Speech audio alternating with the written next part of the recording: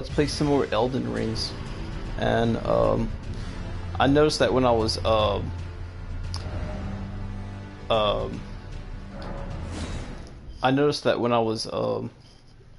putting my game in the PS4 and Open Ready, I noticed that the art was coming off the disc.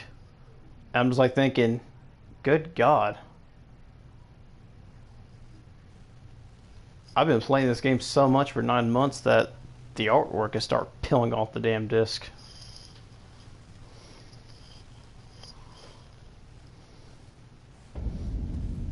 I should buy me an extra copy of the game if it. I should buy me an extra copy of the game if it goes bad.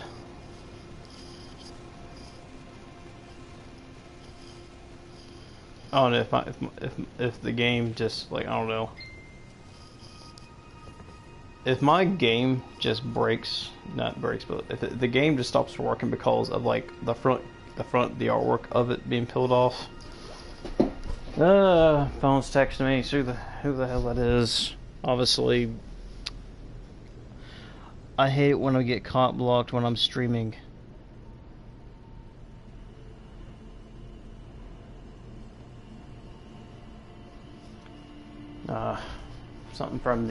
Something from the Earthbound Discord.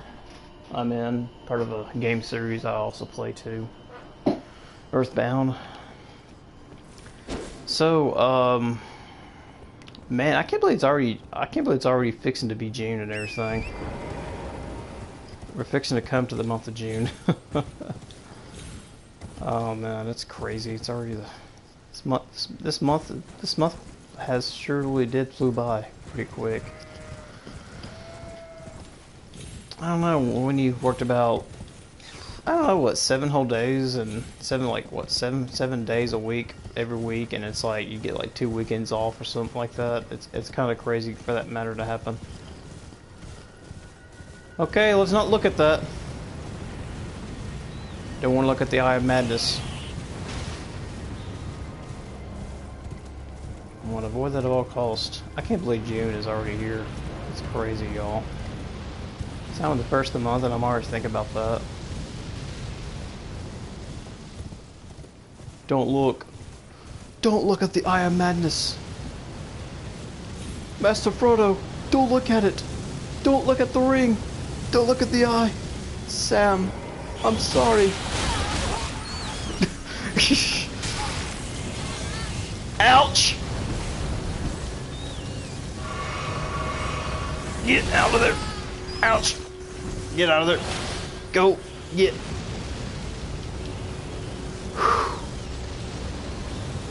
Get out of duck and dodge, buddy.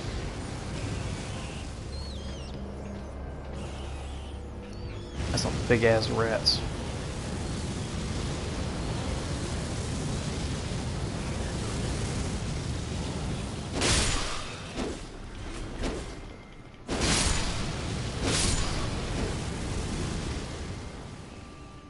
Not no more. We would not be bothered by the eye of Saruman. No, I mean the eye of Sauron. But no, the Eye of Madness.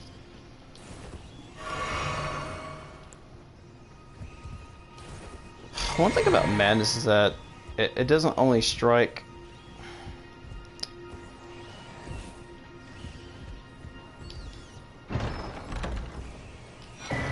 I mean, the thing about the Eye of Madness is that not only it strikes fear into the. Not only it strikes fear into your body, it takes half your health and half your FP, and that kind of sucks. And just makes you take damage out of nowhere. Okay, we're gonna grab this. Grab this. Grace. There's a church right there. No tower right there. For us to get to the tower, we're gonna make a quick visit to a friend of ours that we met in the past, and Okay, Church of Erith. Go to the lake-facing cliffs and head back to the Church of Erith. Guys, hang on a minute. I got a phone call. Gosh. Never mind. Some stupid spam risk alert. Yes, the perfect time. The perfect time when people want to call my telephone and it's like some spam risk number, some telemarketer. Oh, I cannot stand telemarketers, man. I'm telling you. Oh gosh, they call you. Oh, we'd like to call you for if you want a subscription for blah blah blah whatever. You know, just I don't want that. Let me alone. I'm trying to stream.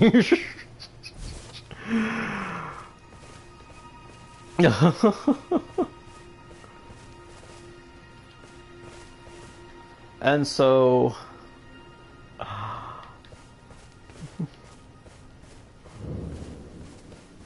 I lost one viewer. Did I just when I was talking about telemarketers, I said, leave me alone, I'm just trying to stream. I don't know.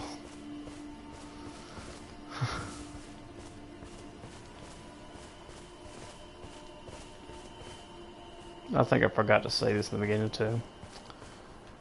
If you're new to the channel, hit that subscribe button and hop onto the chat. So anyway, back to learn another. Wonderful. We're back with Thops. And there's some things that we really don't care about getting. But we want to give him the Glintstone Academy key. Thank you. Now I can go to resume my study. Erudition. Back to learn another, why, of course.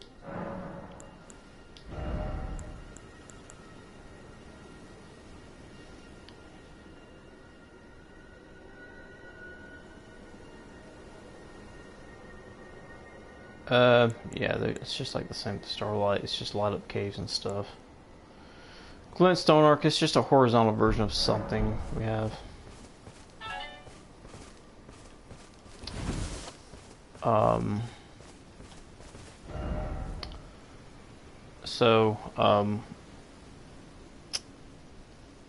We have that, change the Jester.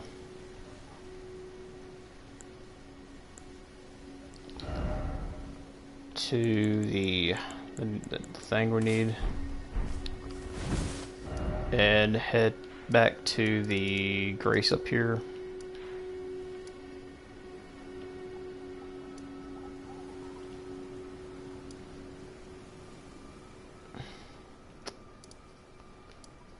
Where is it? There we go.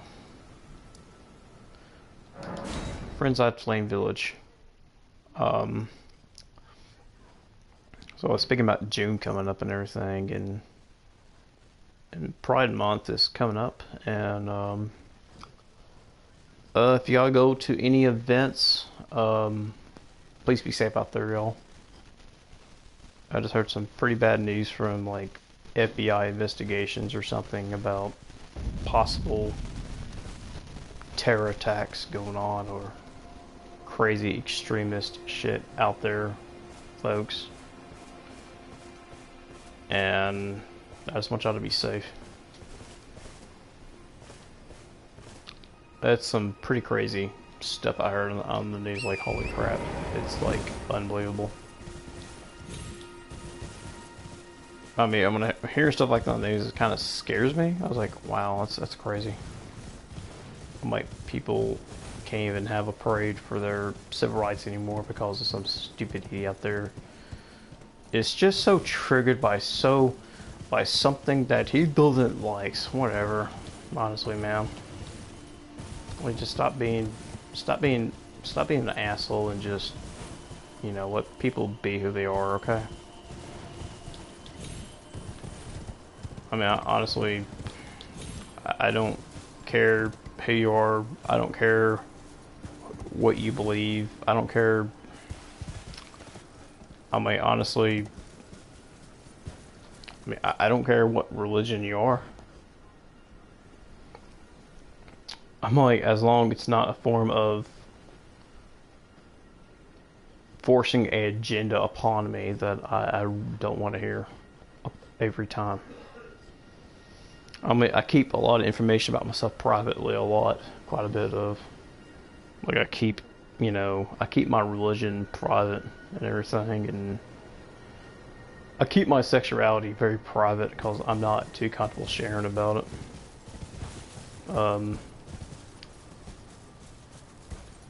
I just, get on here and I like to have fun with y'all and make short, fun videos.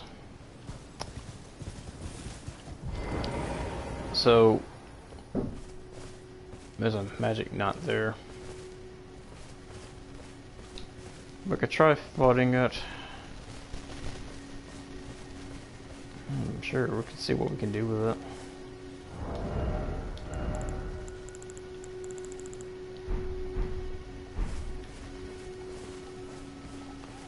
I'm not sure what it's capable of doing, but we can try though.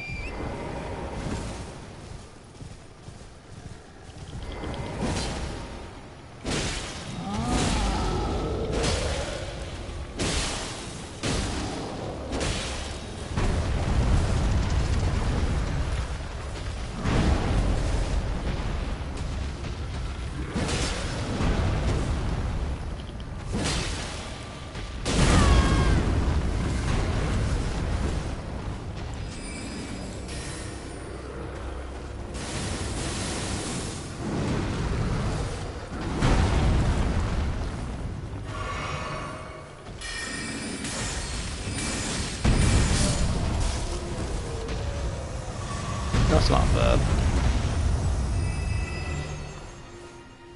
That was pretty easy. A pretty easy fight, I say. So I was thinking about grabbing the wolf's armor set too, depending on what my equip load is. May erudition like the way. So what we got to do is we got to make the gesture here. I think it's in front of the statue or something.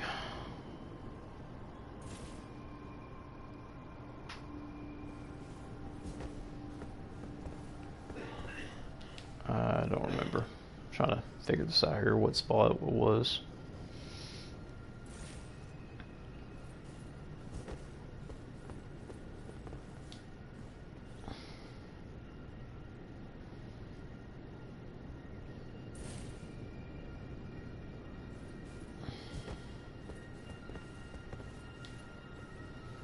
We've got to stand on this.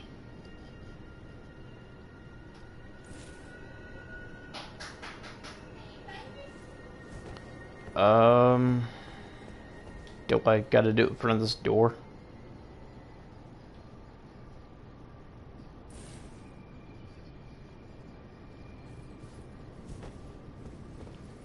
Are you freaking serious?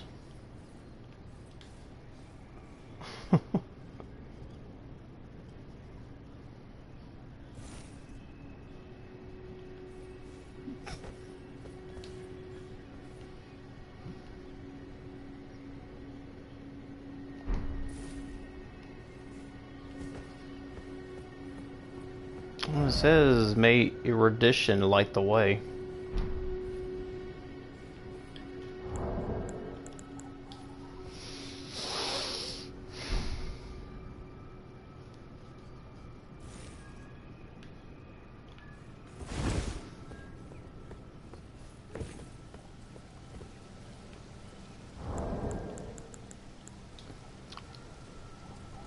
I'm just probably gonna come back here for this or something, I don't know. I don't know.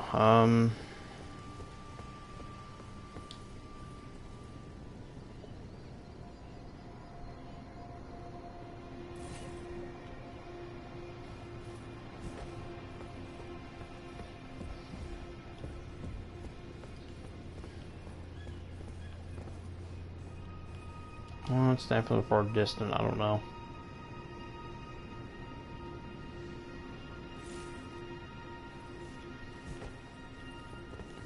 What do you do with that?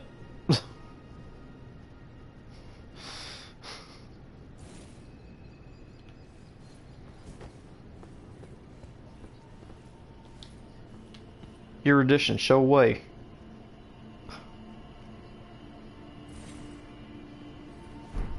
Oh, this is sucking balls right here.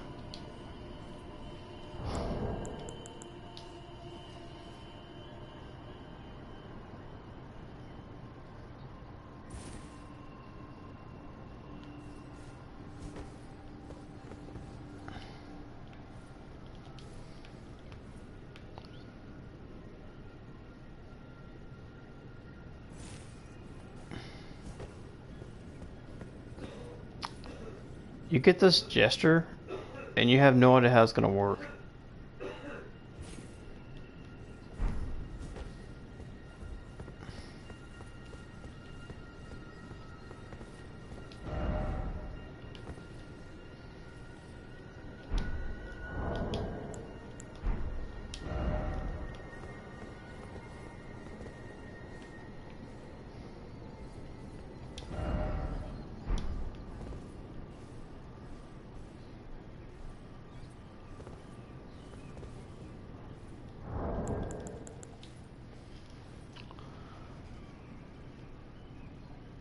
I don't know.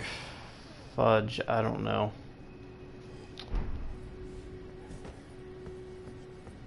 I don't know where you light it up at. It's freaking like, I don't know.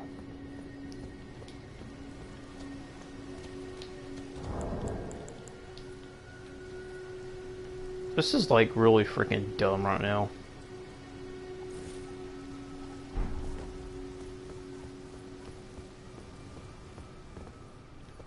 Oh my gosh.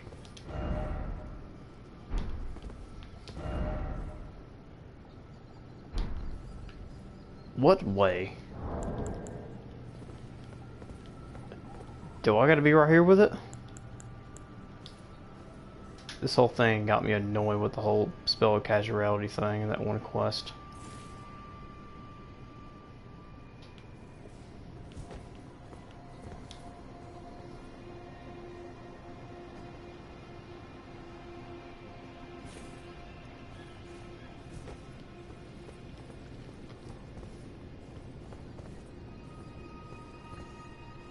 Oh. I know what this is now. I gotta get the helmet. I gotta grab the freaking helmet from some damn place. There's like some helmet that you can get in Lucaria, Raya Lucaria. And you have to use that helmet in order to activate the puzzle of this tower. I kind of remember now. Reason why it's not working.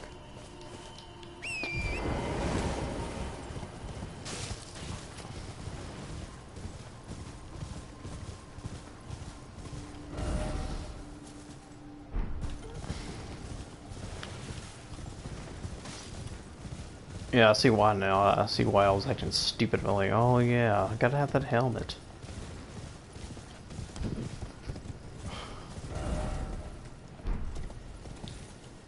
Yeah, I feel pretty dumb right now.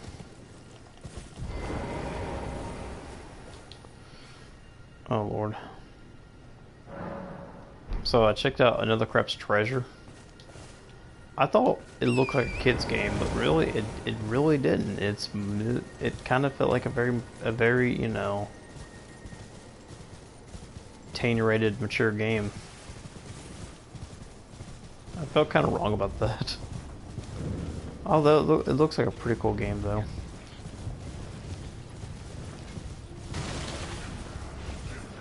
Aggro Crab made a new announcement. They added a new mod on there, a new update to add Dark Souls-like feature.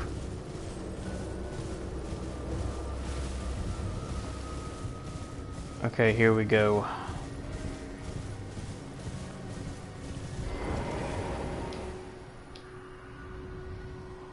Lord Bike.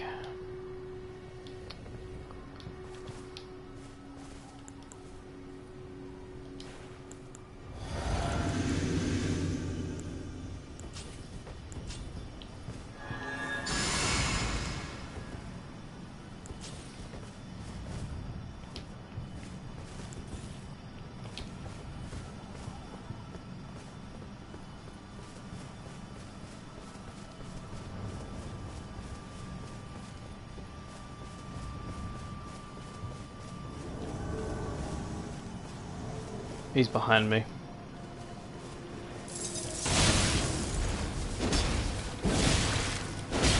Oh, nicely punished. Nice. Nice.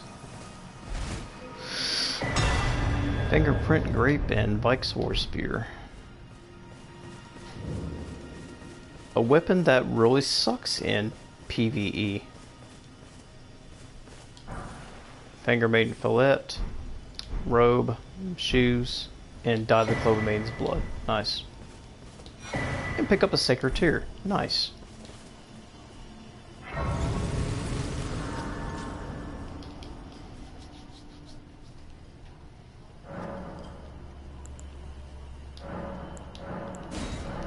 Now we can use that or nice. Okay, before I said level up vigor. Yeah. I don't know. I put everything to intelligence at this point.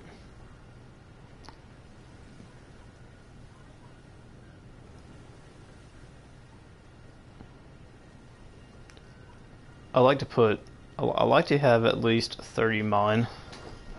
Kind of want more FP to. I kind of want more FP to use. So we grab the dyed thing, whatever, and before we do anything with it, I need to make a few like trips and stops. I need to go pick up a.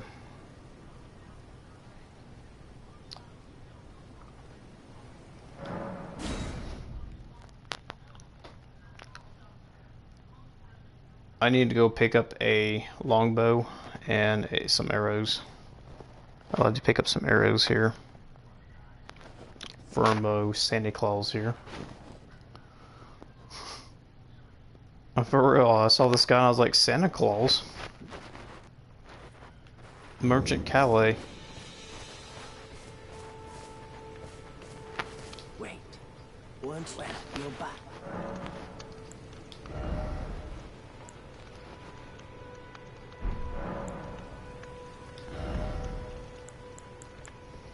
Purchase,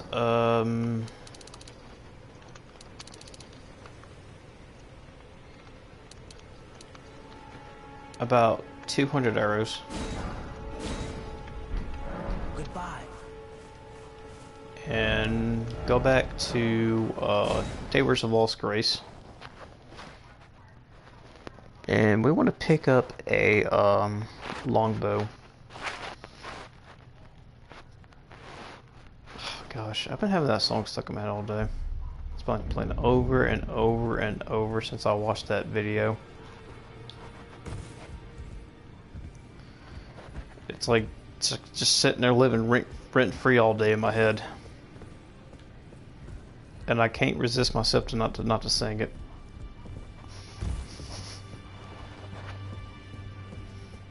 The Pokey Dance, the Pokey Dance song.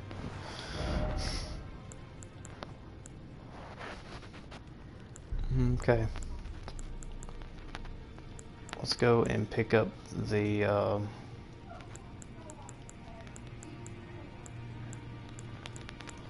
longbow.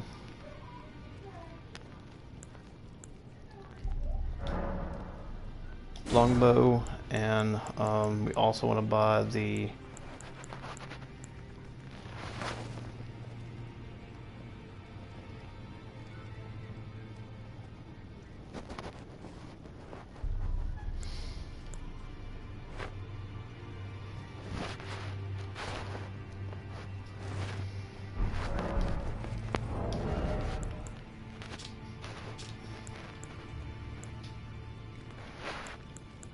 yeah.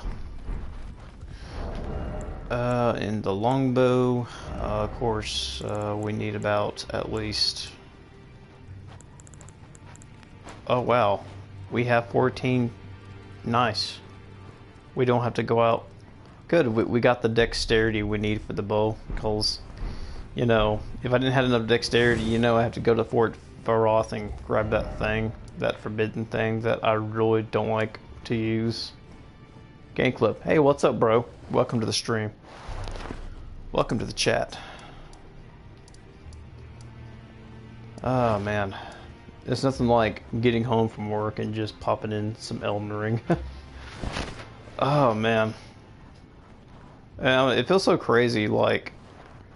It feels so crazy that I open my case, I open up the Elden Ring case and I look at the disc and I notice that parts of the art is peeling off the disc. And I'm just like, well, that's a sign saying that I've been playing this game way too hell of a much. Hey, look, I'm getting my money's worth here, at least for about, like, since I bought it day one. Yes, I will be buying the Game of the Year edition just for the collection. I like to buy a Game of the Year edition of the game too as well, because I like to show my dedication to the game as much as possible. I heard there's manga of Elden Ring out. I like to collect it as well. I got the book of Elden Ring, the Book of Knowledge Volume 2, which covers the weapons and bestiaries and the game, tips on gameplay and stuff like that, whatever. But I like to get the Volume 1 out there, which is the walkthrough. I heard that the walkthrough that they released is so terrible and bad. I just gotta read it myself and just see manga for Elden Ring. Yeah, there's manga for Elden Ring out. I heard it has I heard it's not that. I heard it's not. It's based on the game, but it's not too serious. It's kind of more like a like a typical anime isekai with typical humor in it. I seen a page where Randy the Witch was dressed up as a maid, and I was like, holy crap, are you kidding me? That's insane. No, I mean, the manga doesn't seem too, like, bright, but I don't know. I would like to collect it to say, hey, there's something for Elden Ring out there. So, since we got that, I can go back to our White Mask Vare friend and tell him that we got the clothing blood drip. Alright, game clip. We just fought Vike, the dragon fucker, and proceed into grabbing the final piece of what we need for the side quest. So, the next few moments of this game might get a little boring, because I'm going to be doing some grinding at some particular place that I want to go into.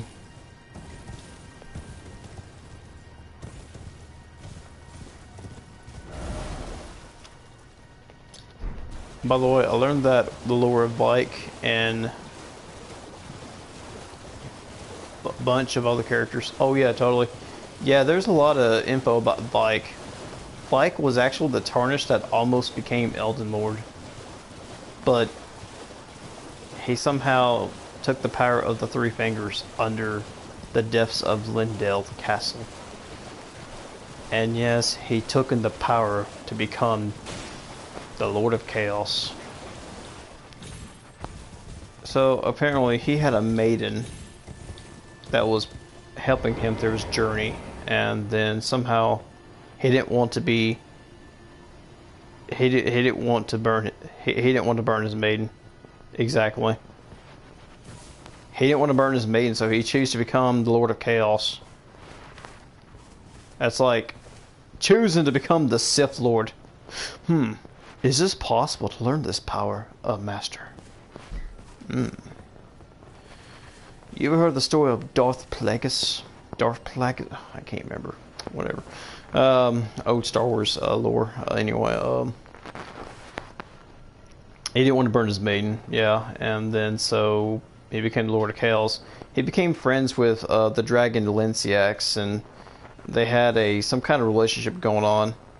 And Lenciax taught like dragon spell incantations, the thunder ones, like Thunder Glaive and Ancient Dragon incantations, all the badass thunder stuff, And somehow or another, in the Japanese copy of Elden Ring, there's like some lore out there in the game. If you translate it to English, it said something about like, and the dragon pretty much effed. And when it came to America, I think that got censored out or something. I don't know, but yeah, in Japan, he effed the dragon. That explains why he spams those spells when you fight him. Yes, that's true, man. Yeah, Lanciax has some pretty cool spells. Of course, her brother Vortisax has a pretty cool spell as well.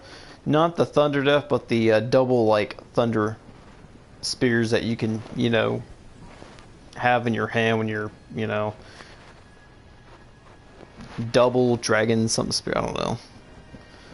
There's some pretty interesting lore about Vortisax too, and especially Godwin.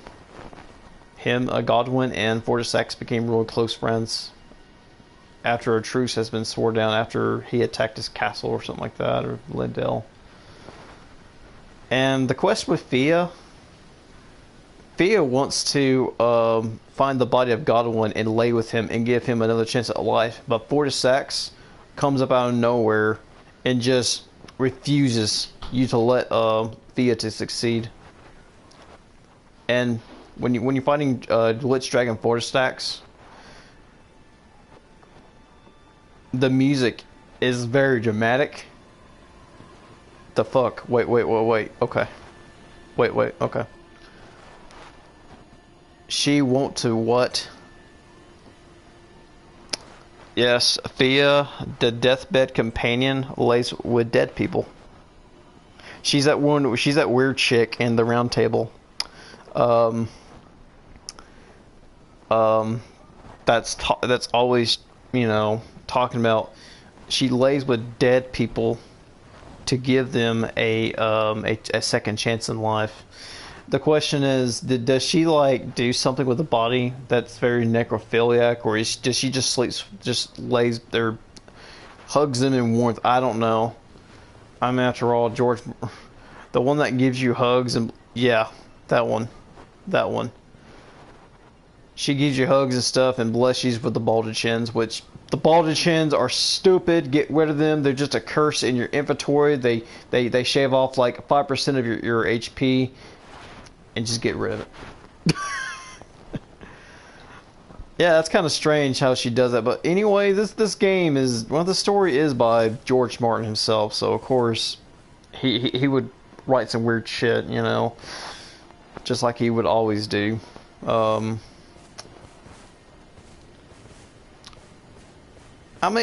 not. I mean, the way I look at it, I think she just lays down with dead people and revives them or something with a great warm hug.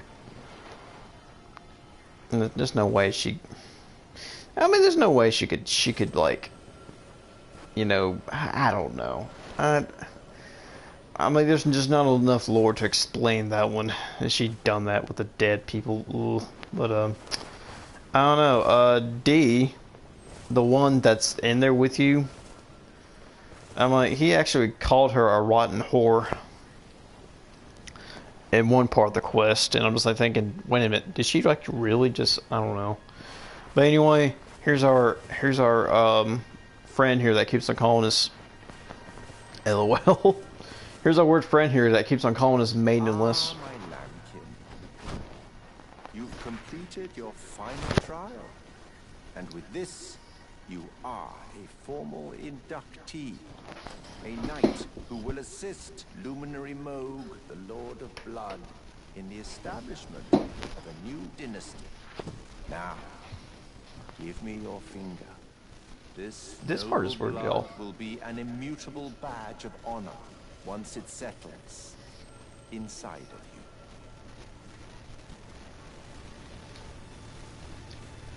you. Off her finger.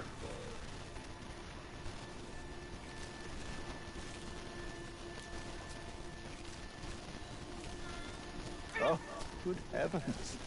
Clench your teeth or something.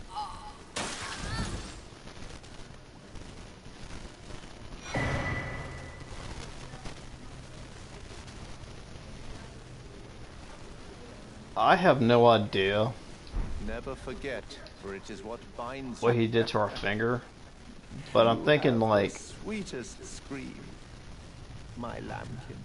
ugh, you're sadistic, bro. Oh, another thing.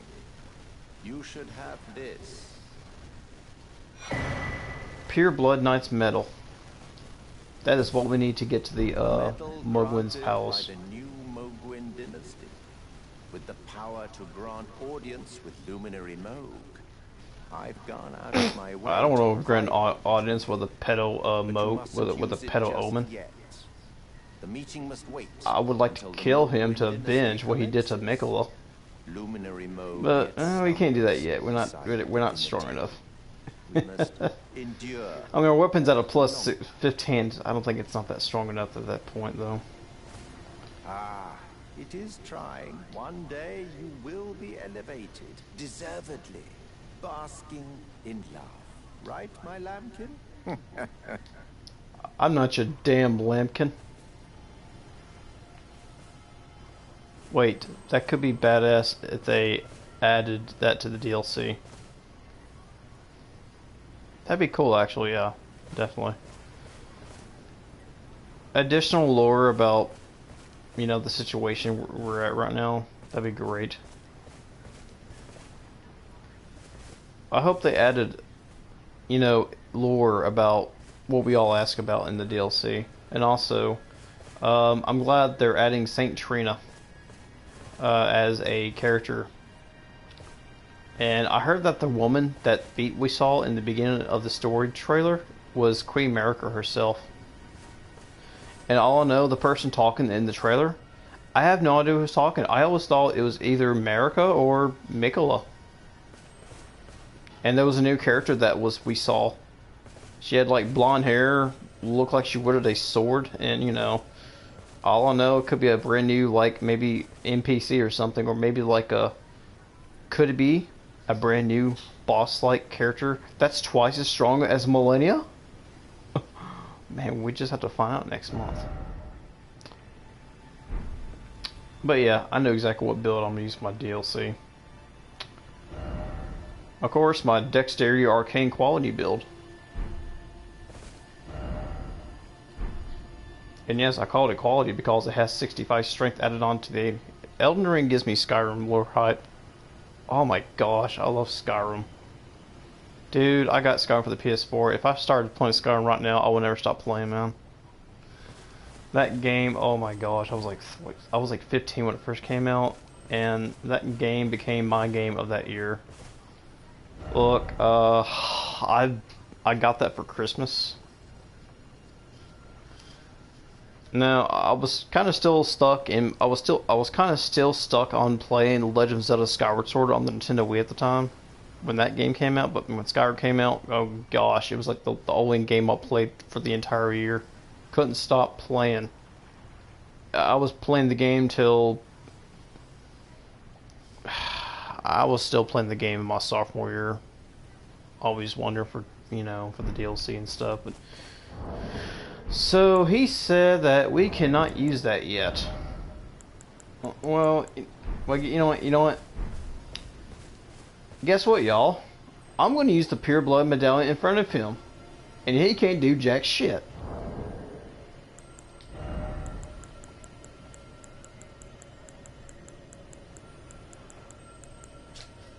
Proof that one glorious night of the new dynasty of Mogwin, and that the Lord of Blood would inaugurate. Used to be granted audience with Moog. Only it is not time yet. For Moog yet slumbers besides the divinity to be patient in the great new dynasty. Yes, in your face, the weird old blood guy. Yeah. Hey Vare, I'm about to use the pure blood medallion, and you ain't gonna do jack shit about it, buddy. Goku instant transmission out. Vare was like, what? I told Lemkin not to use that yet. What did he do? Oh my gosh, I told him that's not time for that yet. Who's maidenless now? Wait a minute. Oh yeah, yeah. I got Melon. Melon's my latest. By the way, did you watch DBZ? Hell yeah, hell yeah. I love DBZ Team 4 Star. I freaking love it.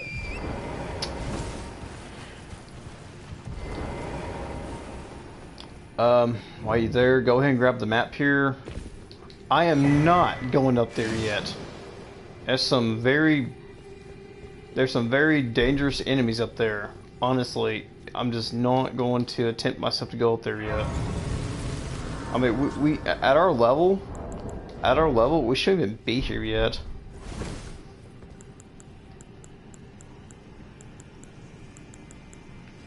But you know, we're gonna go in here anyway. But yeah, I love Team 4 Star, Dragon Ball Z.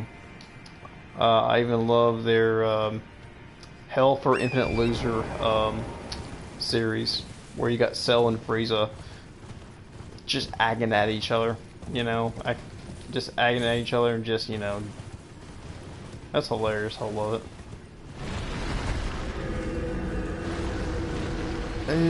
Yeah.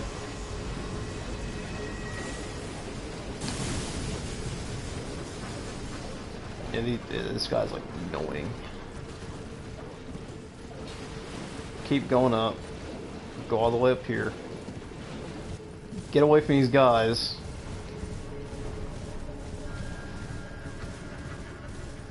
This is how early you can get here in the game. Now remember, if you have this game and you're like updated past patch 10.6 and at patch 10.10 or whatever you're at, you could do this. You can get here. Ooh.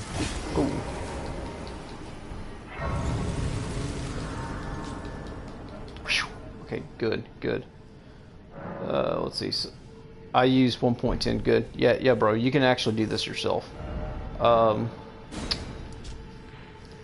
game clip to get here. At the beginning of the game, you meet White Mask 4 at the first step right here. Talk to him and initiate dialogue. Blah blah blah. Go out and slay Godric. Kill Godric. Come back to him right here, and he'll ask you that you need to get an audience from the Two Fingers. Get an audience for the Two Fingers at the round table. Introduce yourself to Inra, the woman by the Two Fingers. Or the weird, wickedly longish two penises. That's what they look like. But anyway,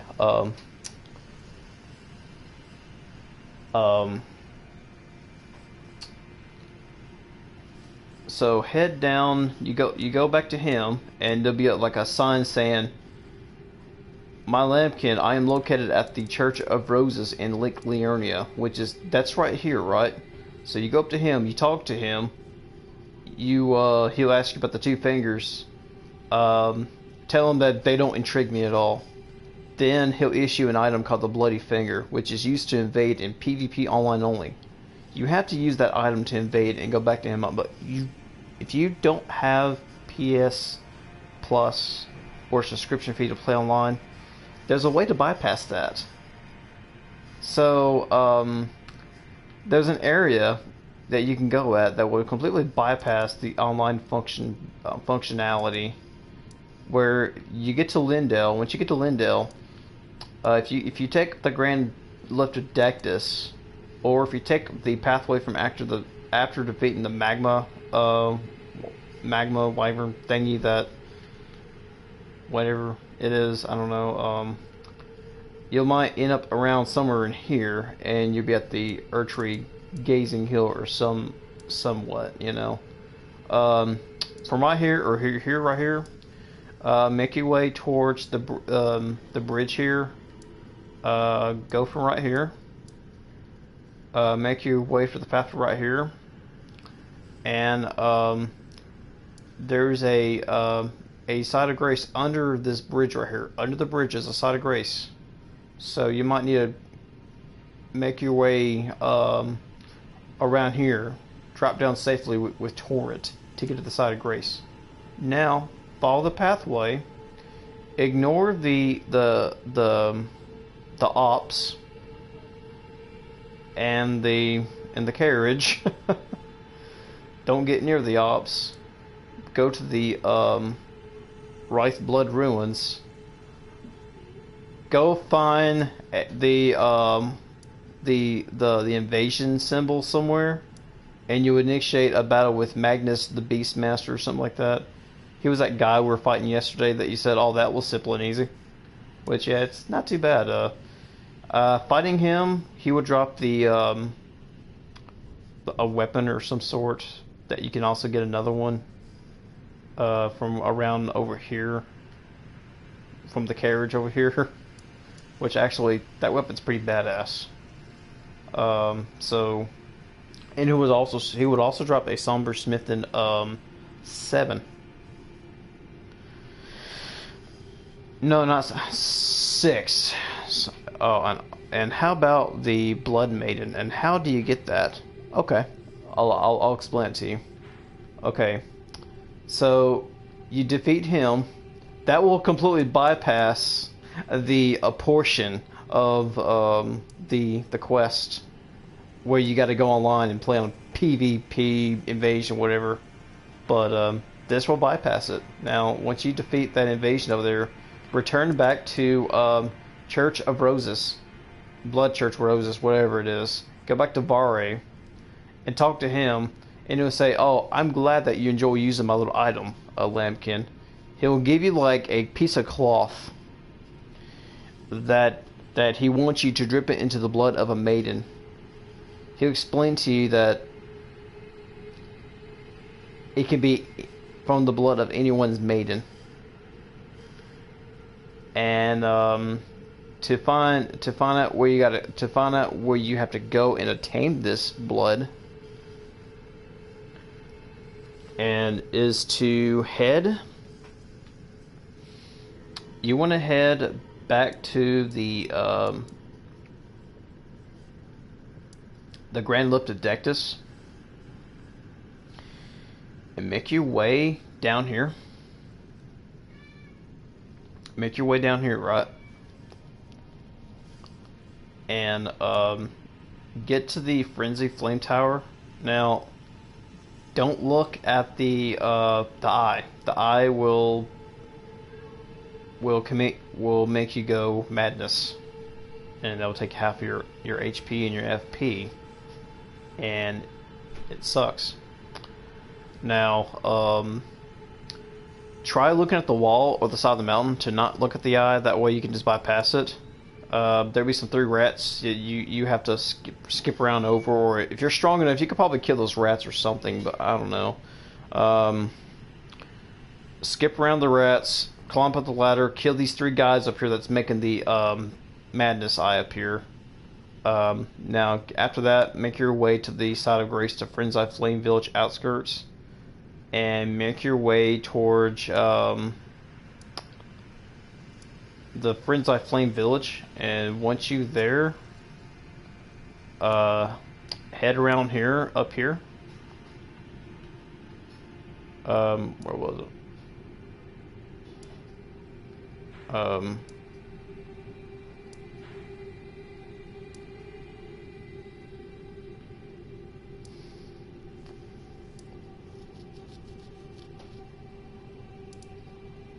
Oh yeah, the church, yeah. Make your way from here all the way down to here to the Frenzy Flame Village. Go up the hill here, and turn around here. Then you get to the Church of Inhibition. Now, the moment you cross that church, you're going to get an invasion by Blake himself. He's not going to be in front of you now. Be careful. He'll appear behind you from right here. I advise you to buff up, get ready by any means, and go ahead and kill Blake by any means. Look, if he tries to do the frenzy eye, the eye of frenzy, where he shoots out fire everywhere from his eyes, I mean, that can easily be punished. But if you just quickly go up to him and just whack him real good, and just keep doing it, and just be on your guard or whatever if he does it again. So you kill him. You go in here. You can grab a sacred tear from here, and there should be some maiden. There should be some maiden that's dead, that's sitting on the chair, that you can grab her clothes. Yes, you can steal her clothes. Then after that, you get another option saying, dip the cloth into the maiden's blood. You dip the cloth, you get the blood of the maiden, then you return back cured like we did. And Mogwin's early Mogwin Palace, baby. That's his maiden. Yep. That's his maiden. So, Finger Maiden.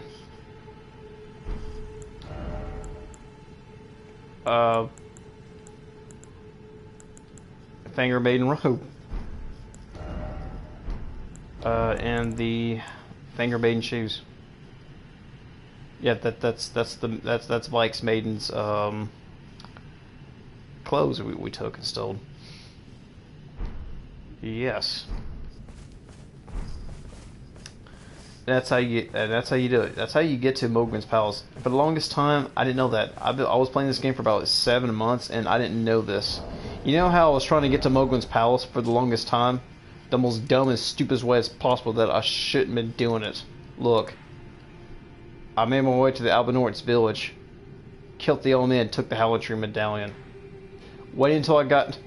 How many maidens are there anyway? Man, I have no idea. I'm like, there's only a few I know of in the game.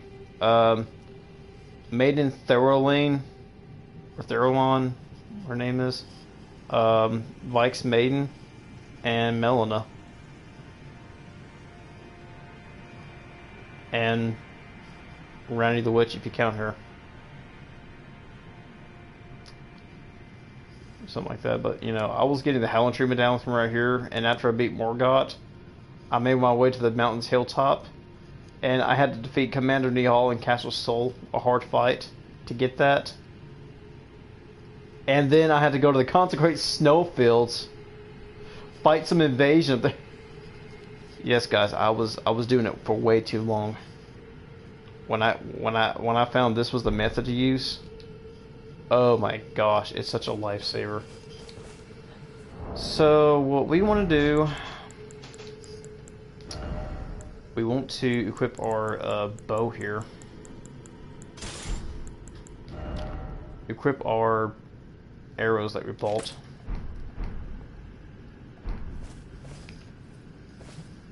That's in-game area.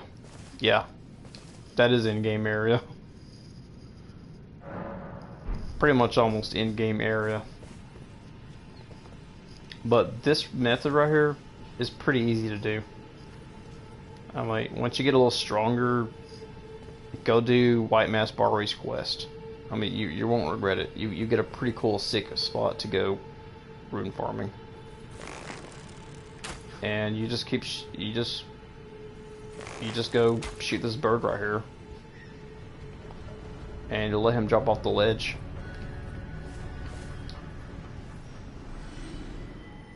And each time he drops off the ledge, it's like, I'll show you how much it's worth.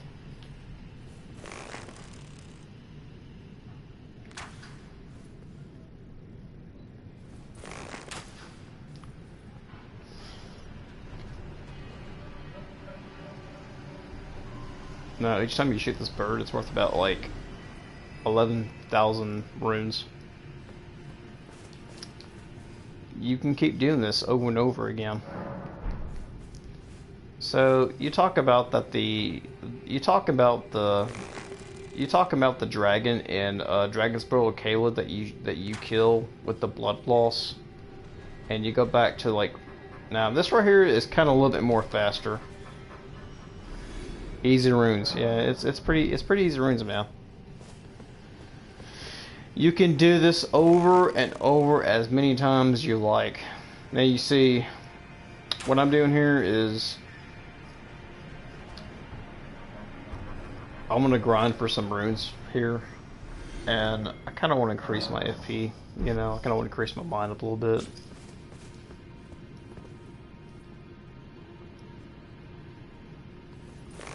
Because I want more magic. I mean, I want more FP to use. Be right back. I'm gonna make some popcorn. Oh, that's cool. Yeah, have some popcorn, watch the stream and everything. That's cool.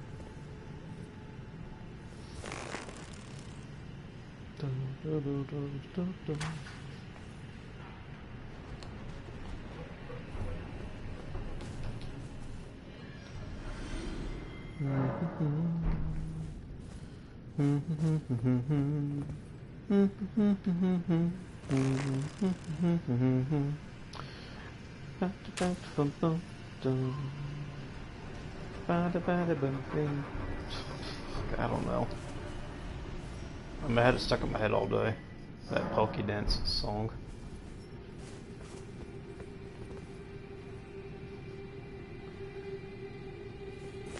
I don't know.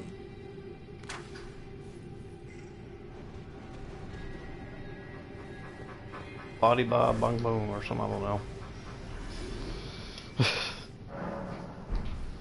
So I uploaded like 2 little shorts I made today.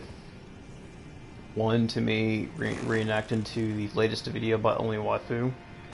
The katana build that Redditors that Redditors hate.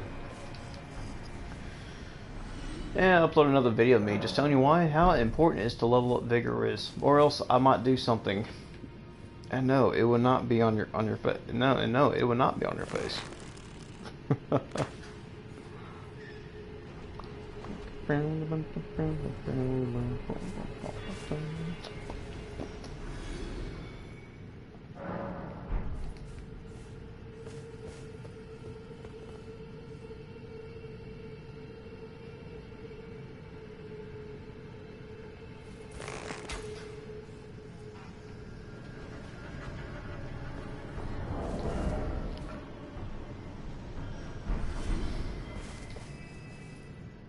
I got some,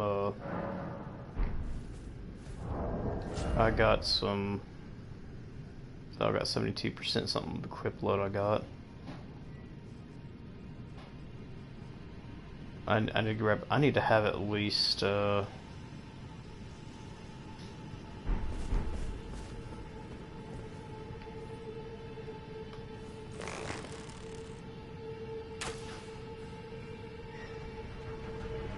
think 32 would be nice or something, I don't know.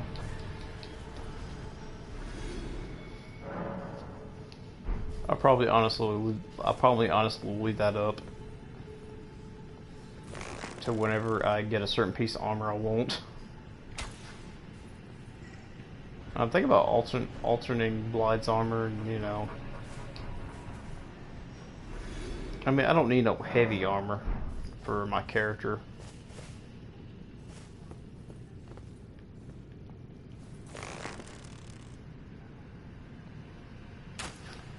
I mean, I'm pretty much just trying to create some kind of magical knight character.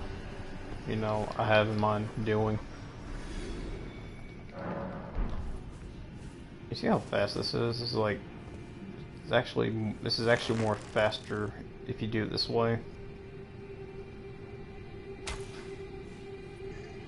Like if you grind this way, it's a lot faster. I think I did a broadcast of myself doing this the entire video. I swear it was kind of boring. Hang on a minute.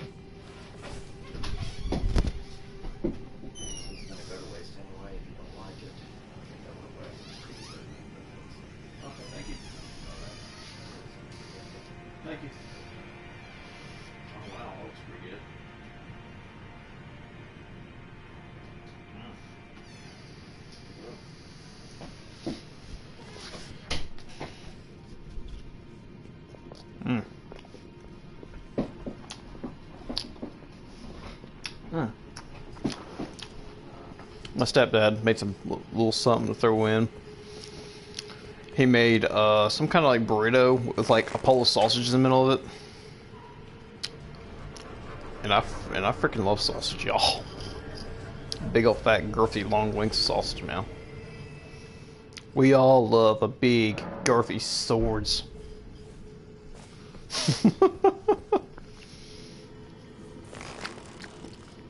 we all love the long shafted molded Grand Sax weapon.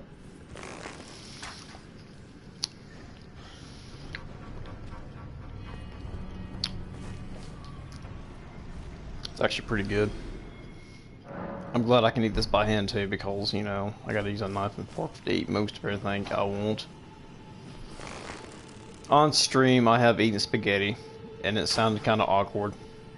Eating spaghetti on stream sounded like I was sucking whatever, or eating out whatever. I don't know. I can't say weird sussy stuff on here.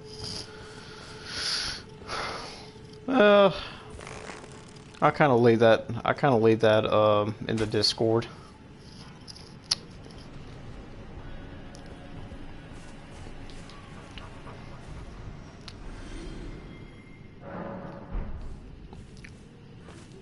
I hope Chugga Conroy recovers well from the problems he was having and stuff like that. Kind of feel sorry for Chugga Conroy, you know. I mean, he's kind of been on my mind all day. The Let's Player that was like, you know, I can't really take up for him because him and that girl both were in the wrong.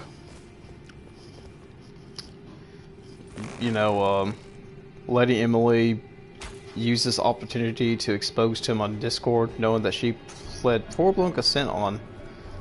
And then, you know, Chugga Conroy also has some pretty bad mental back. Okay, welcome back, bro.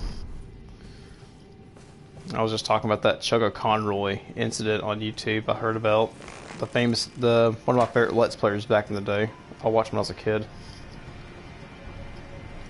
But, you know, Chugga Conroy, I'm like, honestly, he's kind of in the wrong too, because, you know, his mental health is at stake, and he has, you know, social cues, boundary issues, you know, just like, he just can't keep his hands off of, like, you know, off a woman when it's, like, not too okay, whatever, you know. Yeah, I'm like, oh, Chugs, man, I'm telling you. Gosh. You know, people think Chugga Conroy is like some bad person now after what he did, which, look, he has problems. After reading his Google documentation on his Twitter page, I was actually crying. I know how it feels to have mental illness. Like, I'm a victim of mental illness. My autism affects me every day. And, I look beyond that. When I'm at work, I don't care what people. I am who I am. I am the same like everybody else. And I am a proud worker on that assembly line every freaking day, y'all. I'm telling you. Every day I work. Every day, when I work 7 days a week, I get very motivated when I see my paycheck. It gives me a sense of purpose in life, and I was like, I'm making something out of my life here. It's an opportunity I was given, and I'll continue to do so.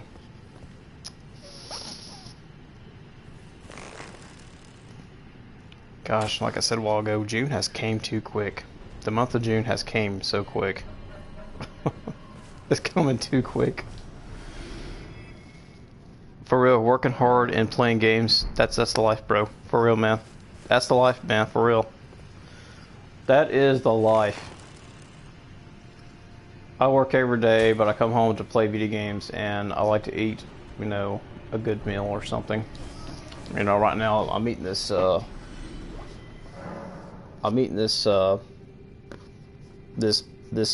tortilla wrapped with like kielbasa sausage, Polish sausage. Very girthy, you know, just the way I like them.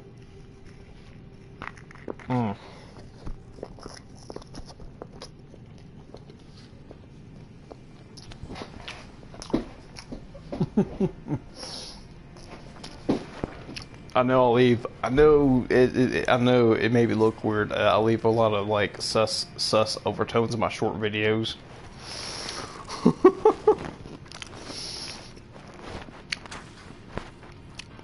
It's just that I'm a very low subscribing channel, and I don't think people ain't gonna notice though. I keep a lot about my sexuality private.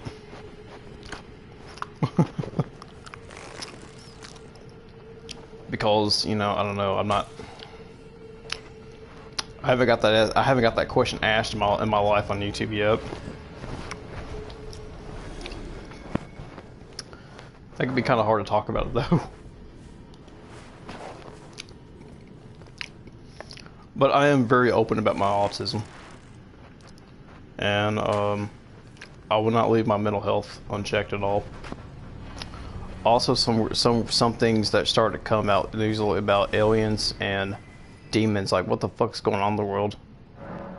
Yeah, totally. That's crazy, man. Aliens and demons.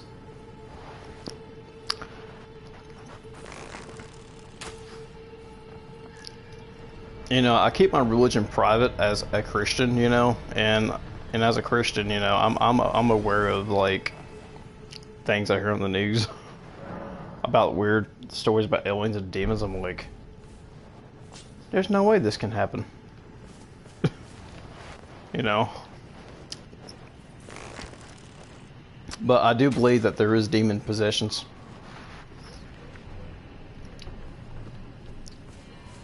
Because, you know, church I go to has found some, like, there were some people that were, like, witnessed demonic possessions upon people. And it was pretty damn scary, bro. And I was like, oh my gosh, holy crap, but what did you do a Keanu Reeves Constantine or something? I was like, crazy, bro.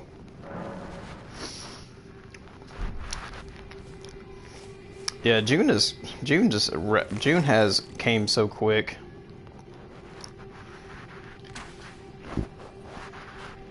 June has came so quick, y'all. And I think I said in the beginning of the video though, but there was some news that I heard on the TV about the FBI issuing statements about to be safe at Pride events for the month of June, that there may be like possible terrorist attacks from different weird like cults or something. I don't know. Y'all just be safe once again. As I'm making that statement out there, y'all. No, bruh, like what?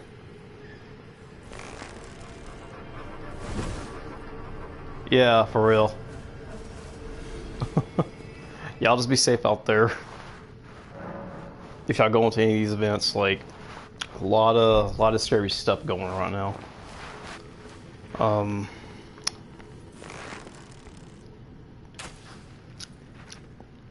But yeah. I don't go to any events as much. I don't go to any, I don't know, I have like huge social anxiety. I just, you know, like, anime conventions I do like, but I get very like, you know, I tend to, you know, not be around the crowds of people. I'll go to Comic Cons and that's it. Oh yeah, I went to a few Comic Cons. I'm like, you know, I go to MTAC, which is Middle Tennessee Anime Convention sometimes when I get the chance to. I'm like, it's not a big convention, you know. Yeah, I mean, it's just a place, you know. I mean, it's not that big, but you know, not that big that you have to worry about, you know, just having a panic attack into and everything. But you know, yeah, I went to Comic Con actually in my area, somewhere like my city.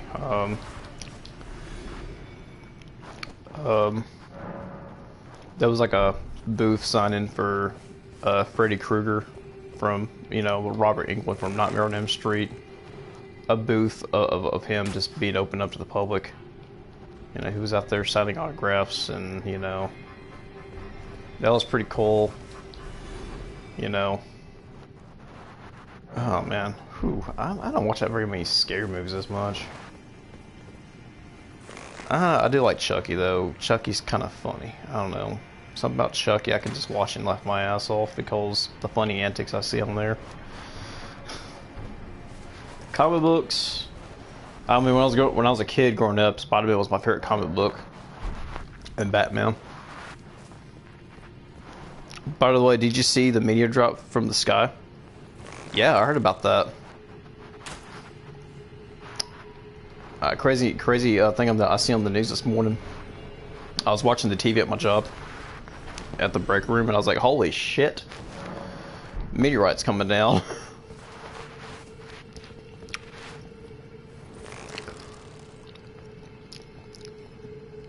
They said that the Earth's atmosphere really burns you if you try to enter it. The Earth's atmosphere re-entry is like a huge pull of gravity that can like really burn you.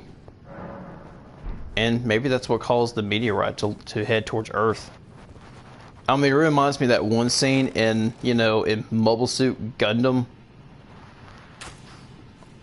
Like there's like this one scene in Mobile Suit Gundam where Char and his men were trying to re-enter the Earth or something like that, and their mobile suit got like burned down and everything. It was really intense. I was like, oh my gosh. Yeah, Gundam is probably my favorite mecha anime series.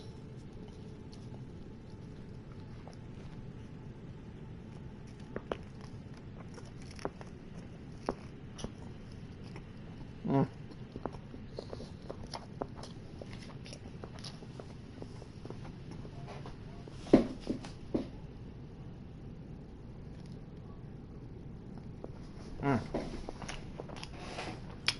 I'm telling you, dude, the world is going to witness something in the big near future. For me, Code Geass is the best mecha anime. Code Geass is good. I do enjoy Geass.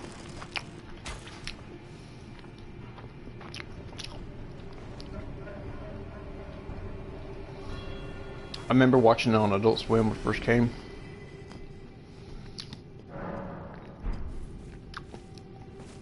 And I'm telling you, Leosh is like very like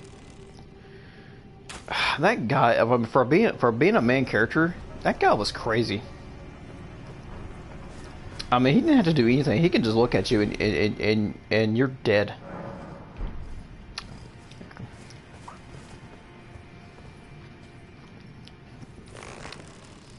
You know, a lot of the I don't want to say boomers, or a lot of the older generation of folks out there really don't like Code Geass for some reason.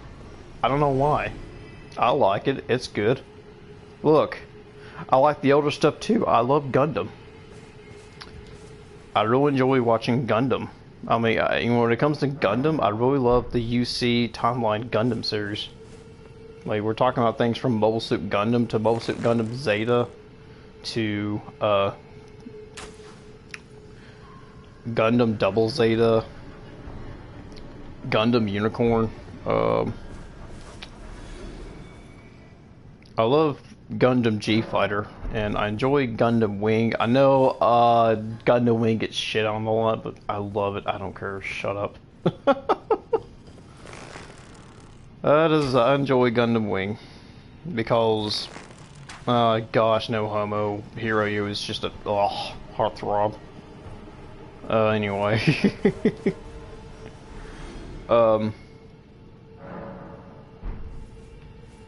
Baddest Gundam girl. My favorite chick in Gundam. I gotta say Ruloka from Gundam Double Zeta.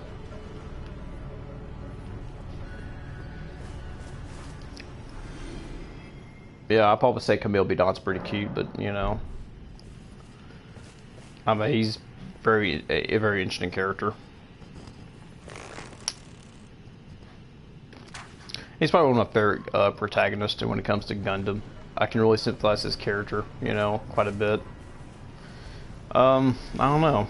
I never watched Gundam. Is it worth it? Yeah, sure, it's worth it, man. I'm like, you can check out the popular ones such as, you know, Iron Blood Orphans, or if you got Netflix, I totally recommend to give the Mobile Suit Gundam movies 1, 2, and 3 a shot on Netflix. And also Char's Counterattack. Also a really good movie. Probably one of my favorite Gundam movies of all time. Char's Counterattack was really good. And the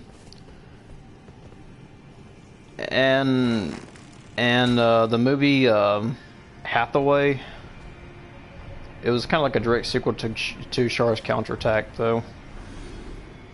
Hathaway was Commander Universal Bright's son. And I swear to God, look, quests, well, I don't want to say anything about the game clip because I don't want to spoil it for you, but man, you just gotta watch it. It's a good series. Because it's kind of dry at the moment in animes where there's like nothing to watch, so starting to watch older animes, sure. You want to watch older animes? Inuyasha, Yu Yu Hakusho,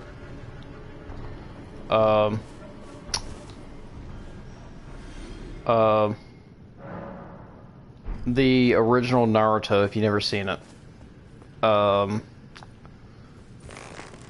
Fist of the North Star. And actually, Fist of the North Star, the movie, is pretty cool too.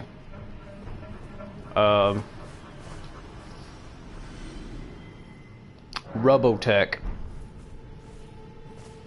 Especially, you know, the original anime to it, which was Macross SDF1. Classic 1982 masterpiece. Which in America, we got in 1985, labeled as Robotech. A series that's consists of... I finished Initial D, it was perfect. Oh yeah, I love the music in that show. I love the music in that... oh my gosh. The music just... oh man. I'm not gonna lie, the music in Initial D, I usually play that music in my sessions of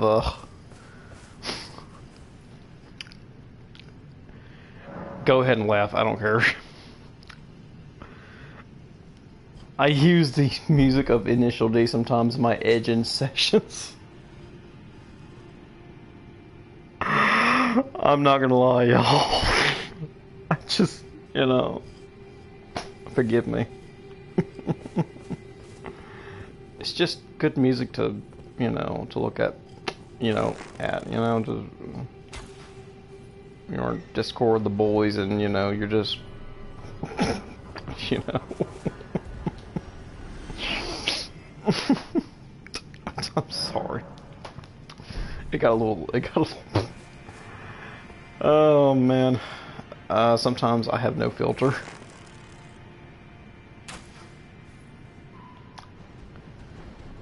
Insert the laugh, man. I hear it every day. That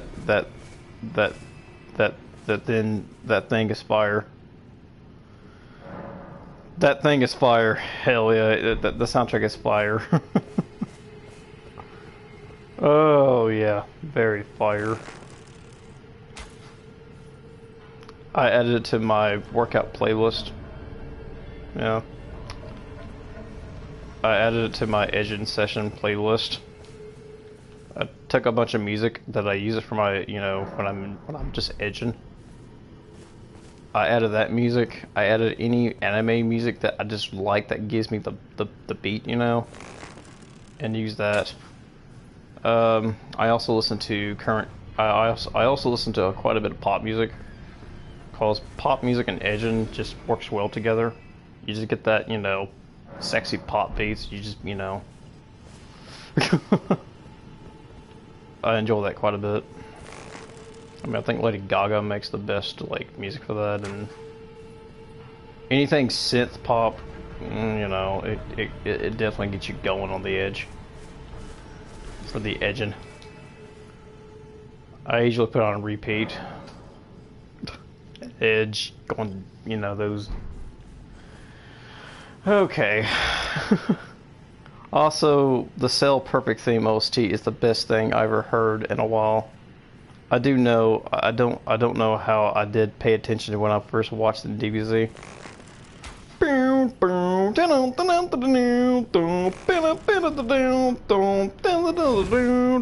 My gosh, that music is badass. Dude, I heard a bunch of like hip hop covers of that song. It's badass. Like Cell's theme and like you know Bruce Falconer's soundtrack is top tier music for the perfect villain who's talking about I played mind games with you. I will hurt you emotionally. I will disrespect everything all over you and all that stuff. Yes, Perfect Cell totally gets the Black Air Force One energy. He does not give a shit at all. My favorite villain in Dragon Ball Z game clip is Frieza. I like him. He does a really good job displaying the Adolf Hitler type of vibe and historical values of what became a real good villain of historically and in anime. You know, the essence of perfect bad guy relating to history and everything compared to what Adolf Hitler did. You know, if Frieza wants to kill all the Saiyans, Hitler wants to destroy Jews and all that stuff, and you know, it kind of blends together to the perfect villain. A complete space dictator, if you really ask me. Like, the reason why I enjoy Frieza's character so much, just like me, I've always been a big, huge history nut in school. Took all kinds of history classes in school when I was growing up. But man, yeah, Frieza, one of my favorite villains. Man, I really like Bardock too. He was cool. Bardock was a cool character. I just wish for like one moment that he got a. I wish Bardock had a time to shine in the anime as well. You know, just I don't know. I just wish we could see Bardock a lot more in Dragon Ball Z. You know, and probably like an episode where Goku was like, I wonder what my mom and dad is like and how they think of me and blah blah blah whatever. Like, if Goku can just make a wish from the Super Dragon and be like, I like to meet Bardock and Gina. I don't know, Gina's pretty bad though. Gina's pretty hot, I'm not gonna lie. Like, Goku's mom, yeah, Bardock has good taste in women.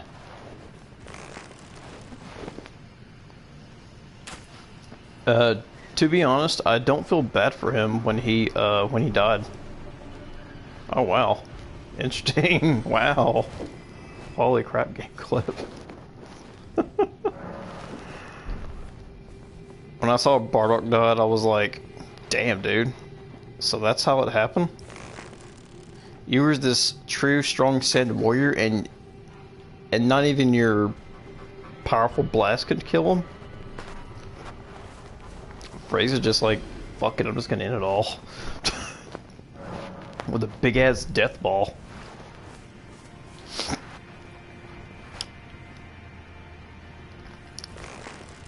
Alright, we got some pretty good runes actually now.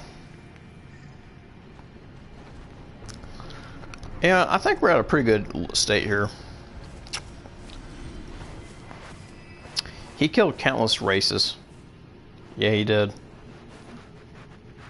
Frieza didn't care. If he finds anyone that's gonna be a threat against him, he'll eliminate. Even his episodes, they show him wipe out the entire planet. Yeah, Frieza doesn't care if he thinks there's somebody trying to plot him against him. He will destroy the entire race. The reason why Frieza destroyed the Saiyans is because he feels like they're going to be more powerful than he is or something. Or, and I heard if you watch Dragon Ball Super, it's weird that Beer is told Frieza to destroy planet Vegeta. The question is, why was that happen for? That's pretty crazy, you know. I mean, I can't believe something like that actually didn't happen. Holy shit. Okay, let's see how much mine can we get. Okay, I think it's enough that yeah,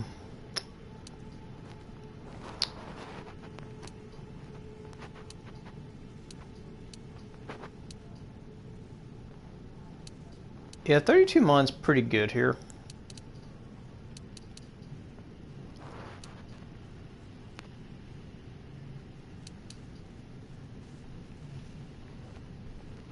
Yeah, we're just gonna, yeah, again, that's pretty good. 1500, that's decent.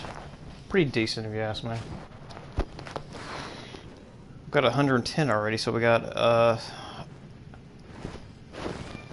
I did 32 in mine. 35 is like 200 if you want to go for that, but I think 32 is pretty decent for mine. I just want to I just want to put some more points in here to have enough to cast off some, you know, have enough casting time to cast off some stuff, and we just want to work with that. 42 vigor.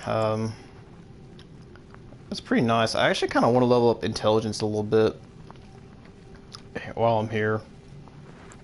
I might go out and just do some more grinding here if y'all don't mind. Like I want to be strong as I can, you know, and I want to be strong as I can, you know. I want to be able to you know, be strong. Just be ready for anything. But yeah. So right now we need about 75,000 runes now for this. So we're gonna kill this thing a few more times. And yeah, I know this is, yeah, game flip. This might be a pretty boring episode because I'm just, you know, we're just trying to get stronger here. We want to be powerful of all means necessary to be able to withstand against anything in this game. How many arrows I got stored? I got 20 loose left. Holy crap! I don't want to go out and buy some.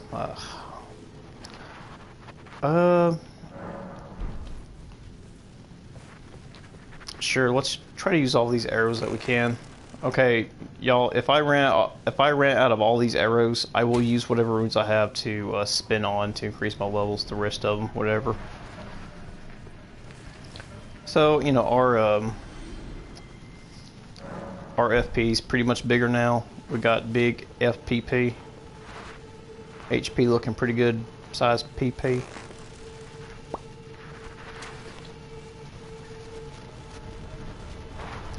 Multiverses came out today. Nice. Oh, cool. I heard about Multiverses. I remember hearing about that game around... I remember hearing that game back in like somewhere October, November. Back in 2022 or something. It's like the next big... I hated Smash, but this game looks pretty fun. I heard it's like the big next Smash Brothers killer or something like that. And I remember I think Nickelodeon, there was a Nickelodeon game that was kind of like Smash Brothers. And you know, it looks pretty cool actually. I don't know. I mean, I guess it's pretty fun to play as SpongeBob in a Smash Bros. Like game and a Nickelodeon style game. And you know what else would be pretty good? Nickelodeon kart racers. Like that plays just like Mario Party. Not a bad game. My nephew had it and we played together, and it was a pretty cool game. Had a little fun at it. I wish I can stream stuff off my Switch, but Nintendo does not have a service, or Nintendo does not even have a service like that at all. Big disappointment from by Nintendo for not doing something like that. By doing that, if I want to stream something, I would have to buy a cable that connects to my HDMI unit and hook it up to like, you know, my hook it up to my It's like a USB you attach to it, and I don't know. You hook it up to your computer, you get some kind of software, and you say like your screen recording stuff. And if I was going to do that, I would have to record gameplay. I would have to make 45-minute segments of an episode and probably like upload them or something. If I had some technology like that, and if I learned how to use it, I probably would like to use that to my disposal to show gameplay for my Switch.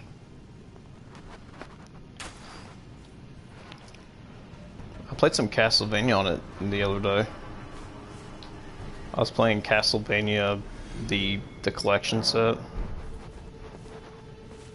I was playing Castlevania 3 a little bit, and remember how hard that game kicks my ass a lot. I mean, honestly, I never could beat that game when I was a young kid until the power of emulation. Nintendo is like Apple. They like to complicate easy stuff. Exactly. Nintendo is like expensive, okay? Like they don't mess around when it comes to their games. Like they make their games so like high quality, knowing that, I hate to say, Tears of the Kingdom and Breath of the Wild still doesn't hold up well still does not hold up well running at 32 frames per second. Tears of the Kingdom has a hard time keeping up with the graphics. With the Nintendo Switch 2 on the rise, I hope to God that there's improvements. Like, improvements like what? I don't know. Nintendo making graphics looking like PS4 or something like that. I don't know. I don't know. Nintendo is that type of company that doesn't care what the graphics look like, but their game fucking sells, regardless.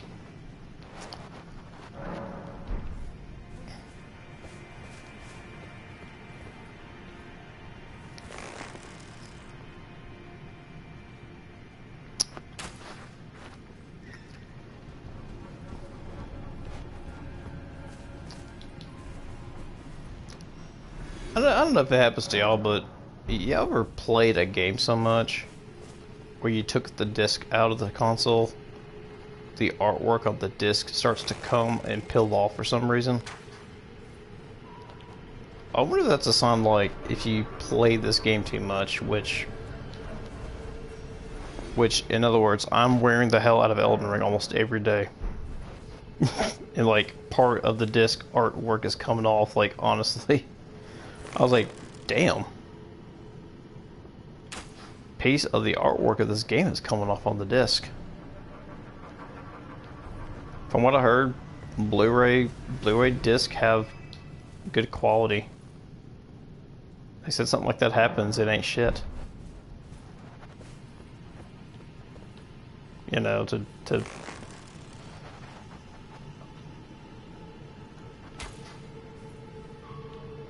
I mean, well, you know, hell, I'm not too worried about it. I can just, I mean, if my copy messes up, I'll just buy me another copy of Elden Ring or something. Better yet, you know, get the Game of the Year edition. I heard there's a Game of the Year edition coming out for this game. I milked every penny I played for this game. I have over 300 hours in it right now.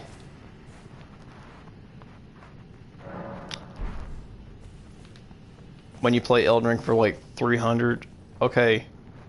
To me, this right here, this is what Elden Ring looks like in this is what Elden Ring looks like in what, 600, 700 hours. The artwork of your game disc is peeling off because you played it too much. I don't know, this game is addictive. You just can't stop playing it. Like, I kind of base my entire personality on this game. It's like, if you really think about it, when you go to work,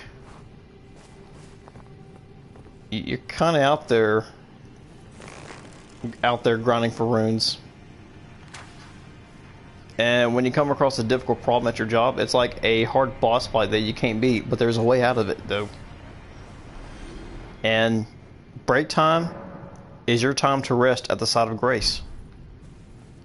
And lunchtime is like, well, I don't know. Stuff in your mouth with exalted fleshes and turtlenecks, and eating pickled gold foulfoots to increase your get more money on the weekend. I don't know. I was being stupid here, guys. I mean, I love this game so much. Elden Ring and Monster Hunter Iceborne are the best things I ever play. Oh yeah. Man, the two best things I like to play is probably, yeah, Elden Ring and two of the best open world games out there I really enjoy. Elden Ring and Skyrim. Elden Ring and Skyrim are the two best games out there I really enjoy playing.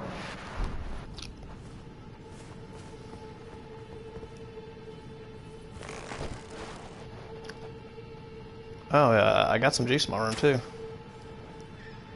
I do. I got some juice. Yeah, I'm like, my legs. I feel my legs kind of hurting from making that video of me teabagging. I made a short video of me teabagging saying, if you don't deliver vigor, and if I can hit you with like 4 hits, I'm going to do this. But it won't be just be on your face.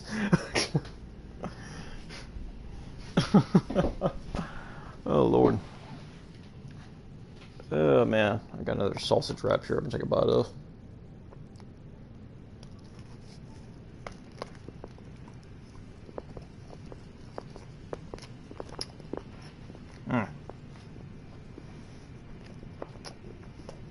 That's like the perfect gamer snack right there. That is the perfect gamer snack right there. Sausage wrapped up in a tortilla. Man.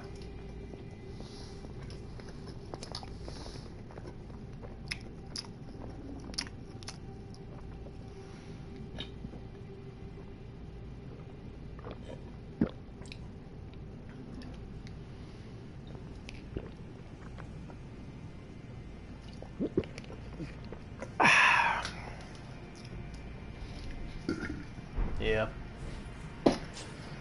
Yeah, Game Club probably left because he got bored of me just watching shoot this bird down. I don't know. Yes, guys, this is what I've been doing with the past hour and a half. Shooting some big stupid bird down.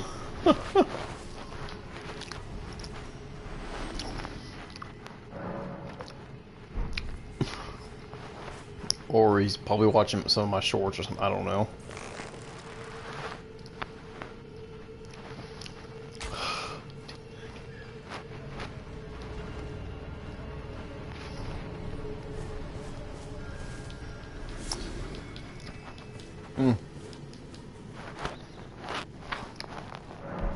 Golly, now it takes like 75,000 to get up on.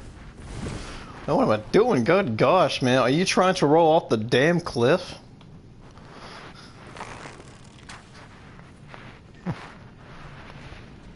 So what time it is? Oh, it's about 5:30. Holy crap.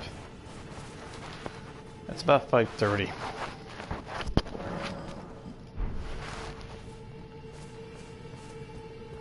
Here in Tennessee, the time is 5:50.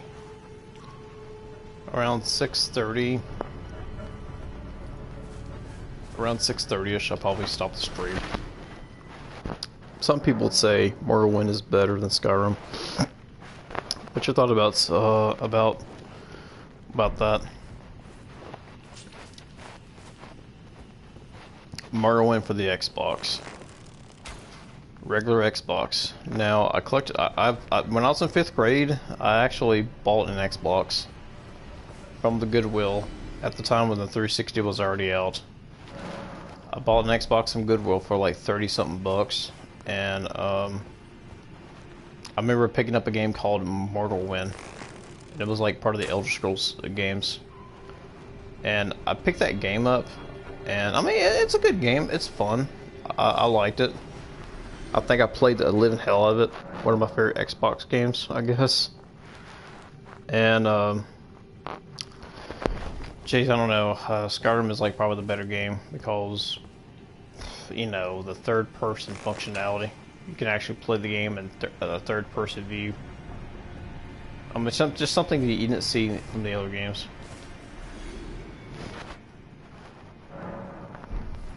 I mean, if I was able to play a game like that in that type of like view, that was like pretty amazing back then.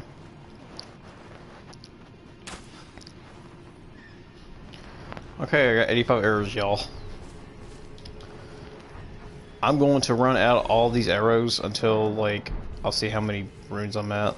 Then I'll go put more additional levels to vigor and intelligence. I mean, come on, y'all. We want to do really good damage here.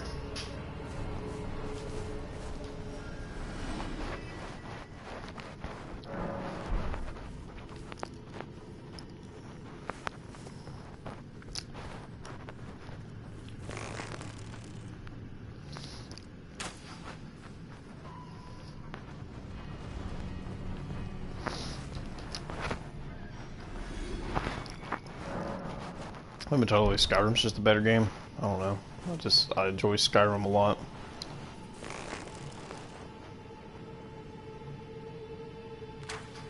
I did play Oblivion.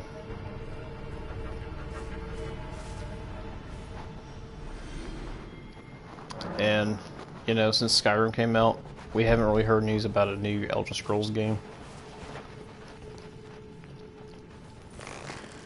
I'm like, the first time I ever heard of Elder Scrolls was, yeah, I heard of Oblivion, but then there was also Morrowind for the Xbox. And after playing Morrowind, and later on when I got an Xbox, I bought Oblivion. I started playing it. I mean, you know, it was just at a time where I just got into playing. Just at a time where I actually got into playing, you know, a lot of role-playing games. A lot more. I started playing a lot more role-playing games when I was in, like, probably, like, some of the heavy ones. Playing some of the heavy hitters back when I was in middle school. I'm talking about, you know, when I finally later on played the other Final Fantasy games. Did you ever kill Parthenax in Skyrim? Man, I don't remember. I haven't played that game since... I haven't played that game since high school.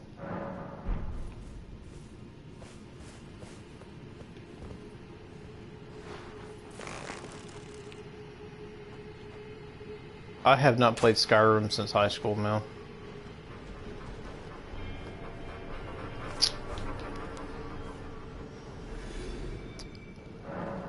But I did grow to have an addiction of it though when I was in high school.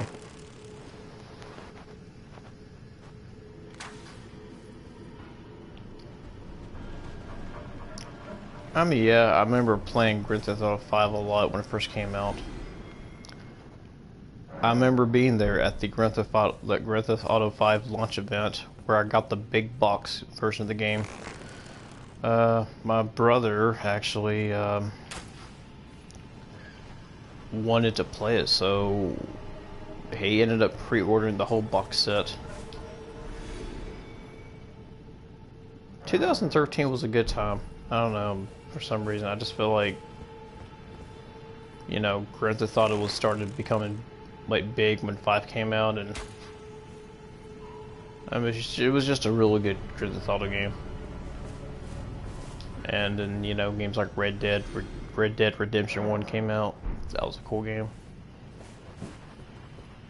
And I still have not played Red Dead Redemption 2 yet because I popped that thing in my PS4 and I swear to God, guess what? Guess what the install disc said?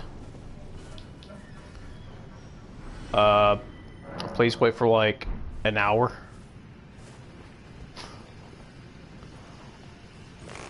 I bought that game on sale for like 20 bucks on Black Friday, and I popped that in my. I was like, who wants to wait for an hour for a data disk to load up to your system?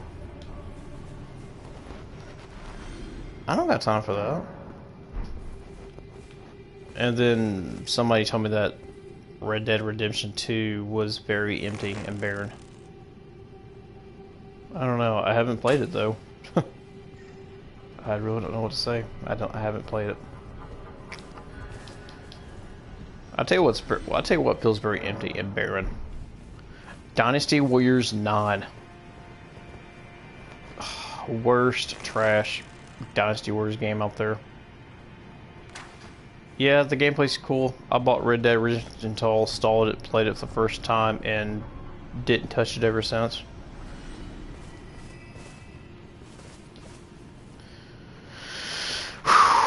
Yeah, one of those moments, man. That was just one of those moments that you're just like, damn. Why? Why was this like, why did the game allow this? You know?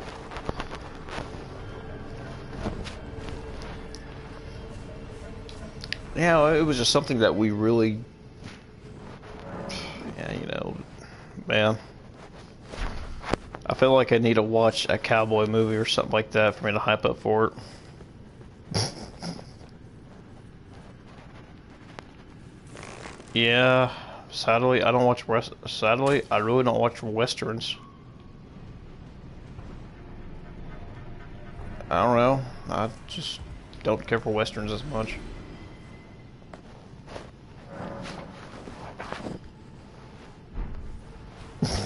I mean, I did like Red Dead Revolver for the PS2, and also, like I said, Red Dead Redemption 1 was good. And Red Dead Redemption Nightmare was a pretty fun DLC. And later on, they end up releasing the DLC onto disc form. It was called Undead Nightmare. I don't know. I remember buying the DLC when it came out. I had a lot of fun shooting zombies out in the western, I don't know.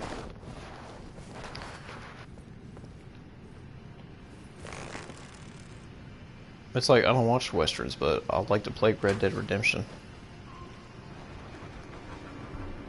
Red Dead Redemption, the Grand Theft Auto of westerns.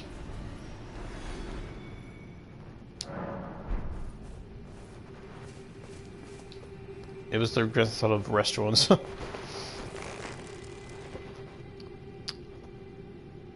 I'm like, yeah, yeah, that was, it was like Grand Theft Auto. Everything was like that in Grand Theft Auto, you know. The whole idea of everything, pretty much, you know.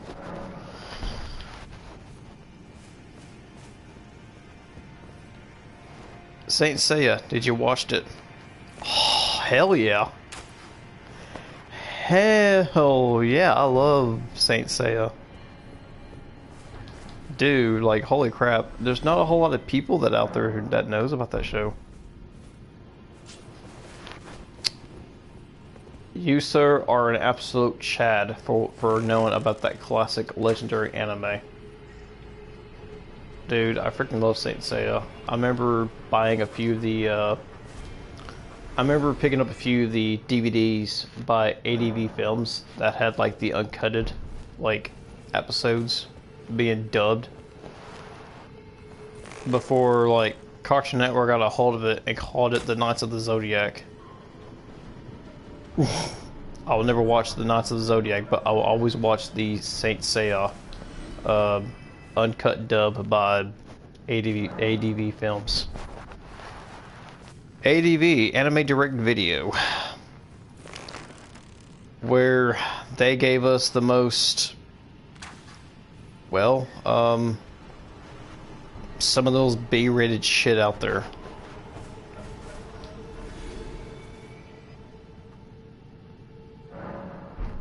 Yeah. I mean, some stuff they had was pretty good. I can't say it's all B-rated, but yeah, Saint Seiya was really good. I loved it. I mean, it just gets me really pumped up when I hear the opening thing.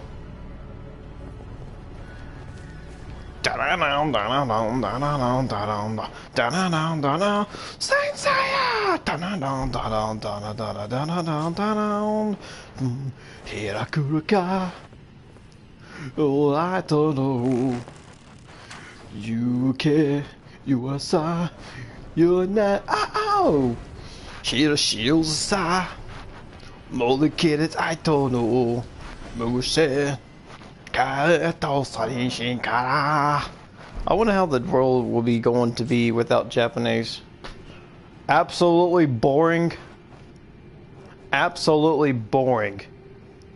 Like, absolutely freaking boring. We won't have Elden rings. Like, we won't have Elden rings without Japanese people, or Dark Souls. That's why we praise people like Daddy Miyazaki for bringing us these games, and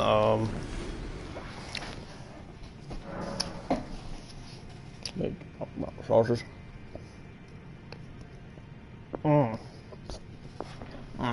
Gotta get a bite of that girthy sausage.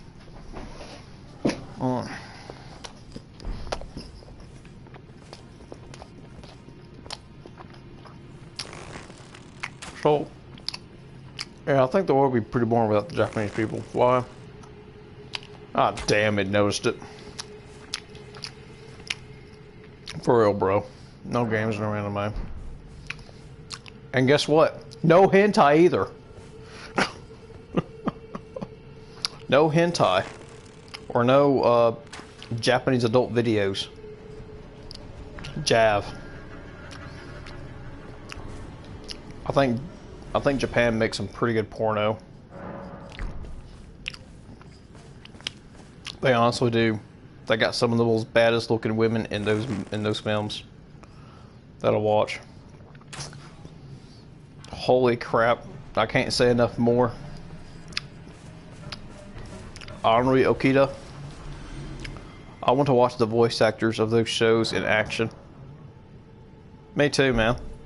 I like for them to act their. I like to see them act their roles and scripts. Like, I freaking love watching hentais of where women have huge, ginormous boobs, like going all over a guy's dick. You know, just fucking hot. And I just like to see them girls, like, oh my gosh, just, going all deep on that. Gosh. Okay, I need to stop. I'm getting pretty aroused by this topic.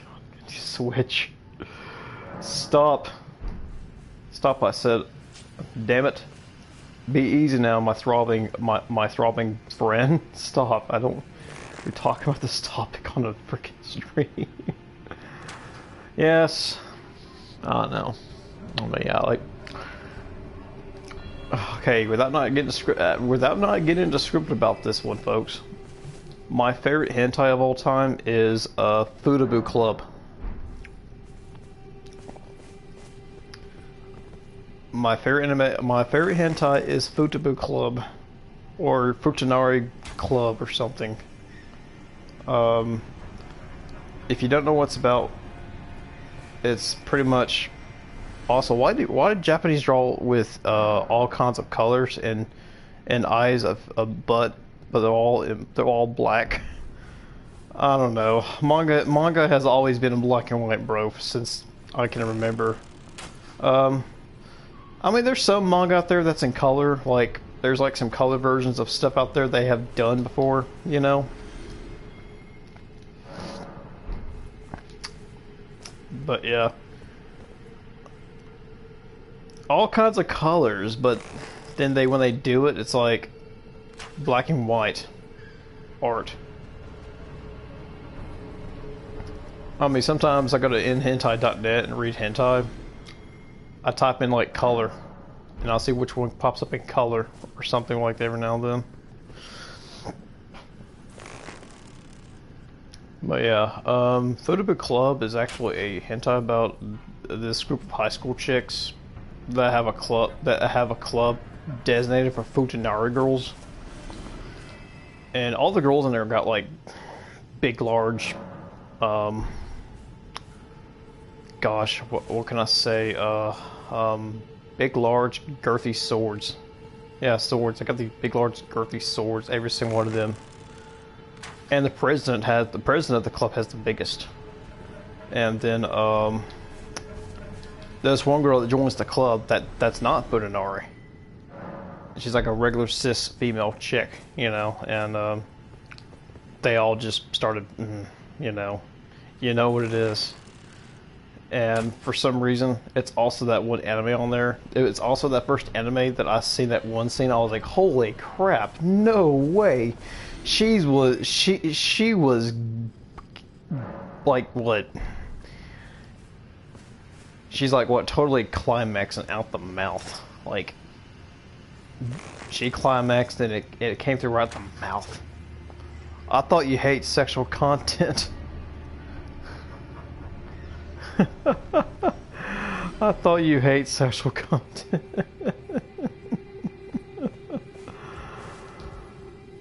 I do.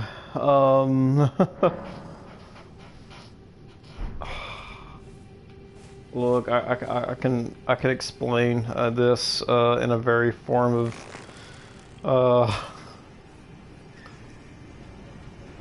Okay, look. I don't like it in movies. I don't like it in R-rated movies because it's fake. And it's obnoxious. It's stupid.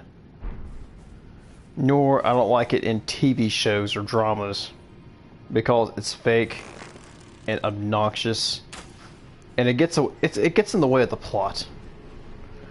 If I want to watch something real, I'll go to Pornhub and just watch it or something. I feel you, dude. Get you out of the mood. I feel you. Get it out of your mood.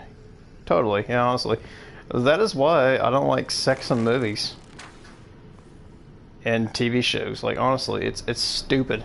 It's obnoxious and annoying, and it gets in the way of the plot I'm trying to watch. I mean, especially an anime that's like a series or something, and I see it. It's like, example, I was watching Bastard, and I'm like, really? Damn it, Dark Snyder. How many times are you gonna go have sex with this chick all the damn time? I mean, yeah, she's pretty hot and everything, and she has nice body and everything, but I kind of rather watch you, like, go kill some mob of enemies and monsters or whatever. Like, yeah, I mean, I do like the art design of Bastard. I played God of War, and the sexual contact has ruined my mood. Exactly. You tell me, exactly, man. When you play video games, it really does ruin the mood. Sometimes you just want to, like, you know, my dad, he's a huge fan of God of War, and he's like, these would have been pretty good games if they didn't have that crap in there. I'm like, exactly, Dad. Oh, exactly. You know. I mean, yeah, I mean, you know, like stuff like. Okay, I'll give you an example. Final Fantasy 16. There's a lot of sexual content in that game. A lot of sexual contact in Final Fantasy 16. There's some cutscenes like they're like doing it in certain scenes. I'm like, what in the hell? What's going on, Square? What did you do? And also, I can't forget about Baldur's Gate 3 either, with that stuff, with that content in there. Did you know in Baldur's Gate 3 that you can actually have sex with a bear? I'm not kidding. There is. Now I don't want any more. Game clip. I'm glad I saved you. I'm glad I saved you $60. I hope you're glad that I saved you about $60 for not buying it.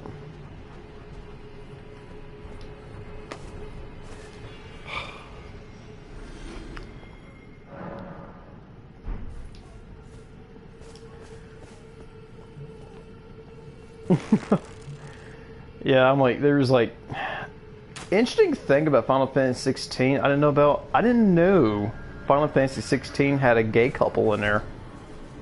I was very surprised by that. I was like, okay, Square Enix being a little progressive here now. What? Yoshi P, man. I'm like, bro, I like your Final Fantasy 14 online games, but I don't know, man. I don't think you should do mainline Final Fantasy games anymore, man. I'm like, look, there's a few people that actually do like it, but most majority who bought the game. Baldur's Gate is an RPG. Yeah, it's an RPG. It plays like Dungeons and Dragons, bro. And like, it's pretty like, it's pretty cool. Now the romancing is an option. You don't have to romance with anybody. You can just go straight, do your quest, and just, you know, get along with your companions like normally.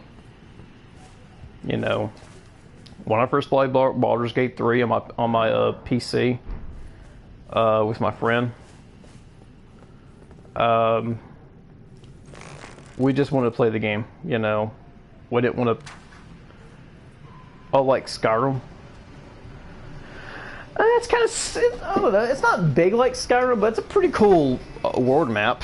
I'm like, it's not like third person view. It's kind of like top down view, kind of like almost like like a little bit like a Diablo, you know, if you played Diablo 3.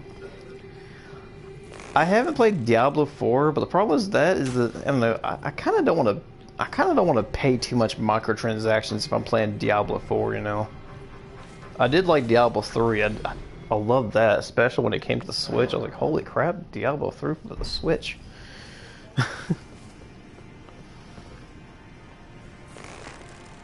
I like it. Diablo 3 just kind of reminds me of that classic top-down view Zelda-like game, you know? I remember playing the PC. Baldur's Gate 3 has some wild shit you can do, but you don't have to pursue it. Like, honestly, you can play the game for what it is and enjoy yourself, have a time. Baldur's Gate 3, when you create your character, you can choose the genitalia on your character. That's crazy. Because if I can remember well, Cyberpunk 027, 0 whatever, did the same thing. Now, I played Cyberpunk. I couldn't even play half of it because the game was so glitchy. And it was just tearing up so bad. And now Cyberpunk is like very cheap now. With all the mods, with all the updates and everything, it kind of felt like the game was pretty playable, you know? But I still didn't play it because it was kind of late.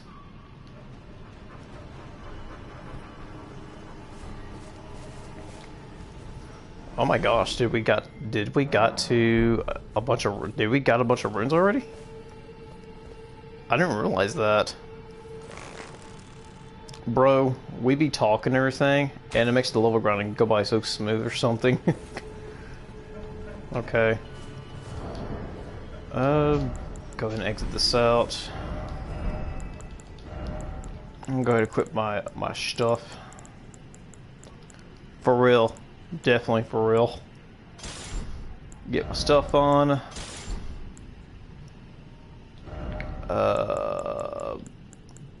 Karian staff. Karian knight shield.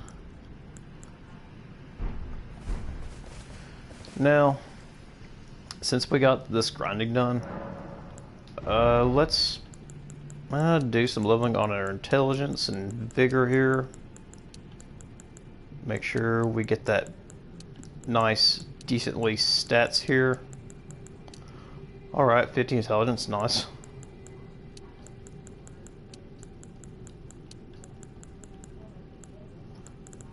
Okay, we're at like 49,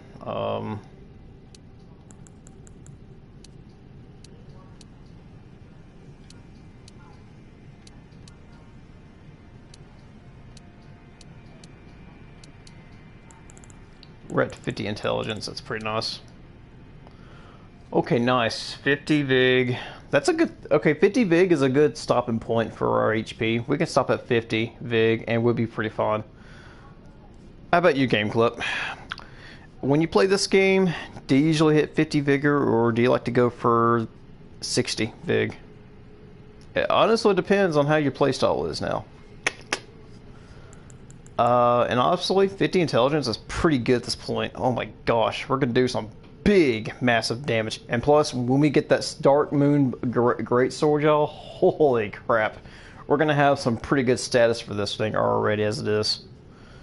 Okay, I can't wait, guys. This is going to kick a lot of ass, and oh my gosh, I know it's going to be so fabulous, amazing, and all that good stuff. 45 is good to me, to be honest. Okay. I mean, yeah, 40, you can play at 40 Vig, you know, and still be pretty alright. You know, I'll probably stop at, I'll probably just gonna stop at 50, and I'll be pretty comfortable with 50. And to be honest, bro, I think I'm gonna pump some endurance in. Maybe I want to have some more endurance when I'm casting spells, and that way I'm not using all my stamina. It takes a lot of stamina when you're casting spells too, so that's gonna help quite a bit. Especially, I mean, 25 endurance is good depending on what you're doing with it, but if you want more for equip load, I mean, yeah, I kind of want the extra equip load actually. I'm like, if I hit like, I don't know, maybe 30, if I hit like 32 stamina, no, 32 endurance, I think I'll be pretty decent to equip, whatever that I'll like to have. But 50 intelligence, pretty good. That's decent actually. We're gonna go with that.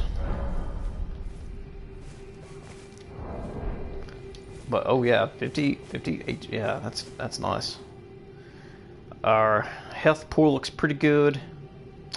Wow, that's pretty big. Our FP looking pretty good. And our stamina is pretty decent though. But I kind of want to, give a lot more stamina to cast our spells with.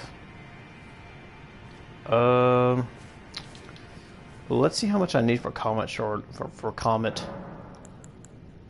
Do I have enough for Comet? Oh, God. I just need 2 more intelligence points. I don't know. Comet Shard is... Go grab Comet Azuri. Comet Azuri? Bro, I need like 10 more points in intelligence to use that spell. But eventually, I'll get to 60 though. Well, I kind of do want to get to 60 because I got the Carrion Regal Scepter, and I kind of want to main with that as my main scepter once I get to 60 intelligence. And with the Carrion Warrior Scepter, I'm going to have a bunch of big ass, like, sorcery skillings. I mean, with like 10 plus scepters, it's going to be pretty good. I mean, my three Somber Smithing Stones are going to go towards, no, 2 of my Somber Smithing Stones is going to go towards the Regal Scepter and the Carrion Sword. Yeah. Yeah, we're looking pretty good now.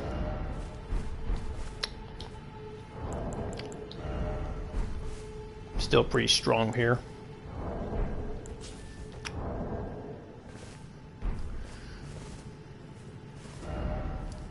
So I actually found where that spot was I was looking for. Where the hideout was. By the way, are you planning to get the Terra Magica? I actually am.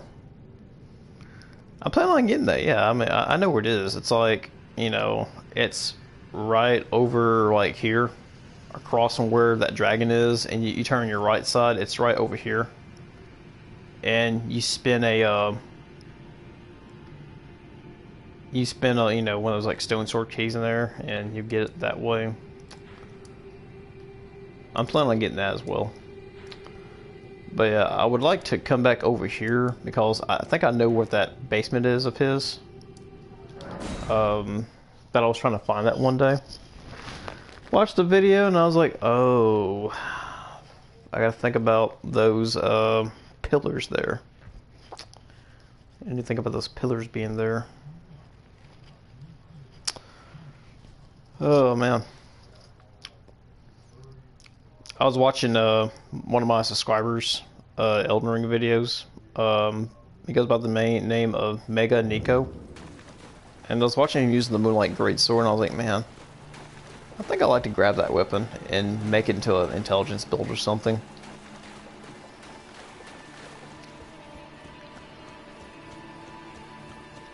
Yeah, we're pretty much scaling everything off of like cold sorcery on intelligence, basically. Okay, I think yeah, it's over here pretty much. I seen it here a while ago, and I think I would like to grab it.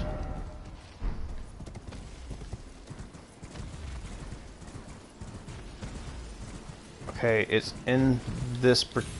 I know it's in this particular one. Do you know how to get the armor in the game trailer? Yeah, sure. You do it by doing Recusant Bernal's request. Okay, cool. Right here, dash here. Alright, we found it. Okay, now we're at a safe place. I can explain it to you. To get Bernal's, to get the Raging Wolf armor and totally kill that guy. Yeah. He's your key to getting the Raging armor set. I mean, yeah, he has some pretty good armor that he drops if you kill him, though, but it's strong, it's decent, but yeah, he's your key if you want to get the Raging armor set.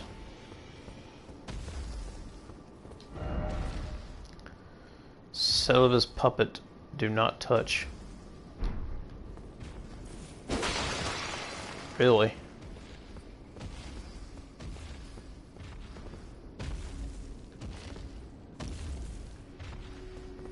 Oh well.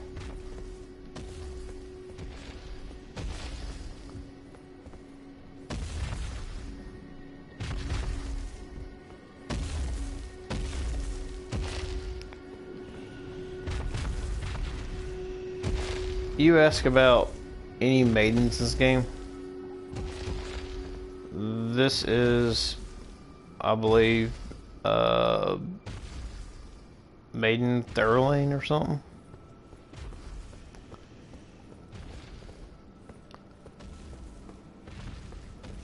And you actually see her in the Radon fight. So apparently Celadus has a hyperfixation on making turning things into puppets. Which is a very weird, like, why? And I can't believe that's the same thing he wants to do to Ronnie.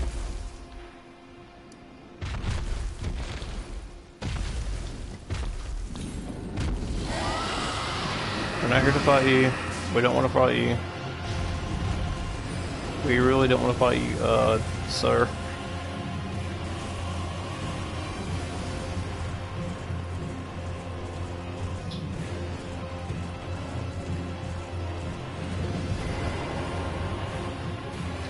So you made Nepheli drink the potion. Well done. You are a touch more useful than I had very well. Then you shall have knowledge of the sorcerous arts and of the tutelage. I doubt much of it will lay within the grasp of a mere tarnished, if you put your mind to embarrass our lady. Do you wish to begin right this moment? Well, you're... About your chambers. You break into a man's private chambers, rooting about as you please. Your offishness knows no bounds. Fine and well. You tricked Nepheli and had her drink the potion.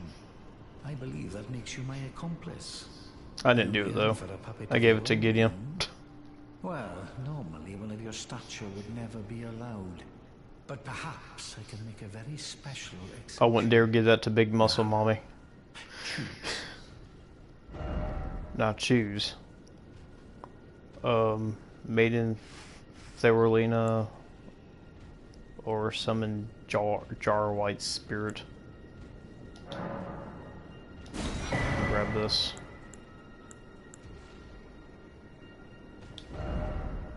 And sorcery,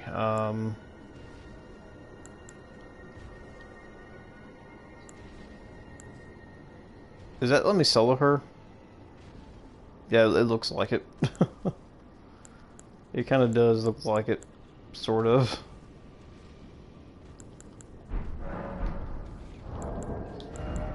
See if I got enough rooms here. See if I can pop some rooms to get some extra money out of. Kinda wanna buy a few spells or something.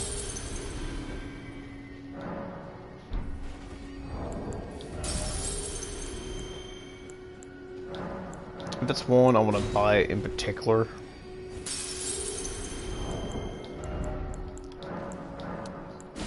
If there's one I want to buy in particular, it's the Ice Crack spell.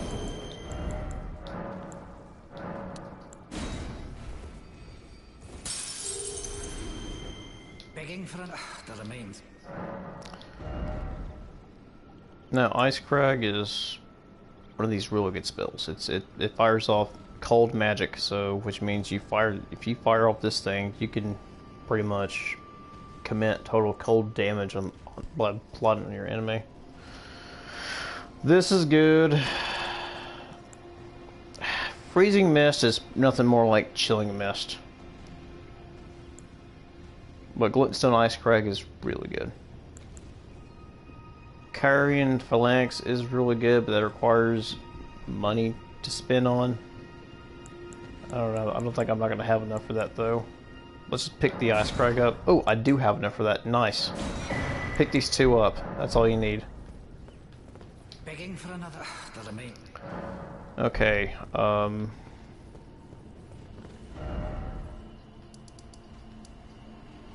now go back to Randy's Rise and reset the area and go back to him. He's going to ask about you getting another puppet.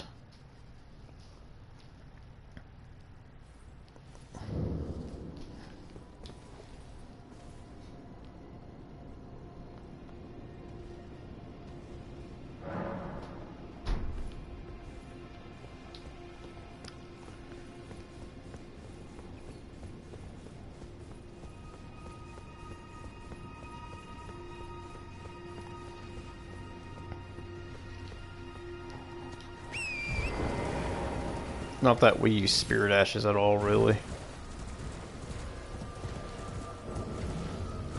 I don't know. The only Spirit Ash I find very helpful is probably Omen Killer Rollo. Alright, bro. I'm gonna get some sleep. Good game with stream. Alright, bro. It's good seeing you, man. You take care. I'll probably end up going to bed myself, probably the next few minutes. But yeah, definitely be back on tomorrow if you're around, bro. Okay. Begging for Come another... back here. Begging for another... that remains.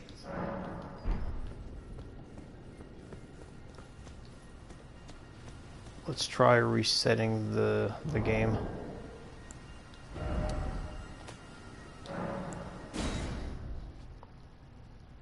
Let's try resetting the game and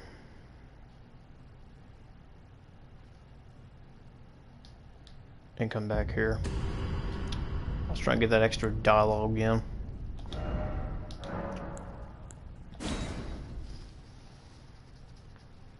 Try and get that extra dialogue in there. We was talking about, oh, you want another puppet or something like that, I think.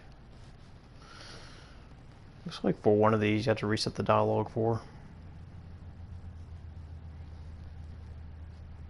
I better check on Razier before he doesn't die or anything.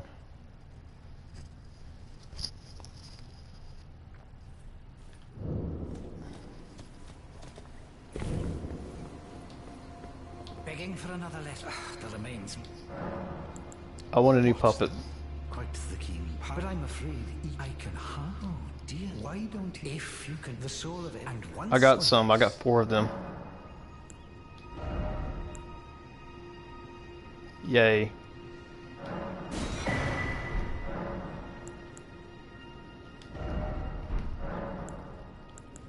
You're proving to be quite the pup. I've not had an apprentice for a very long.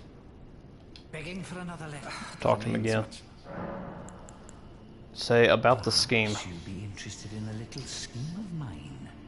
It will produce, which I aspire, a ploy to fool even Lady Rani. I'm interested. I knew I had you pegged. You're just like me.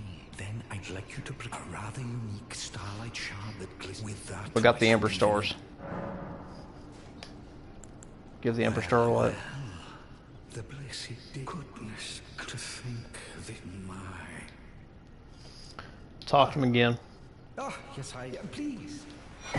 Magic Scorpion charm. Just you wait. The scheme. And don't give a shit about what he says. Go along with it. Now you can take this and you can furtherly boost your damage on your magic element like items.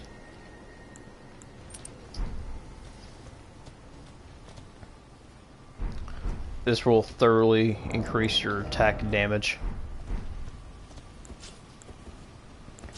and your sorceries.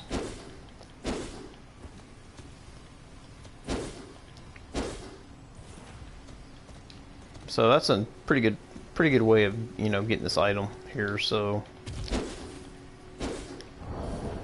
we can do that now.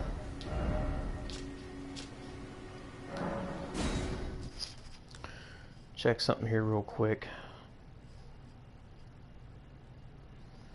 I think we did a lot. I think we actually did a whole lot today. We did quite a bit of, like, we did about 2 things of grinding. We got at least 123 with 50 intelligence, 50 vig. Pretty good, decent end game level here. We got good spells. Really excellent spells here.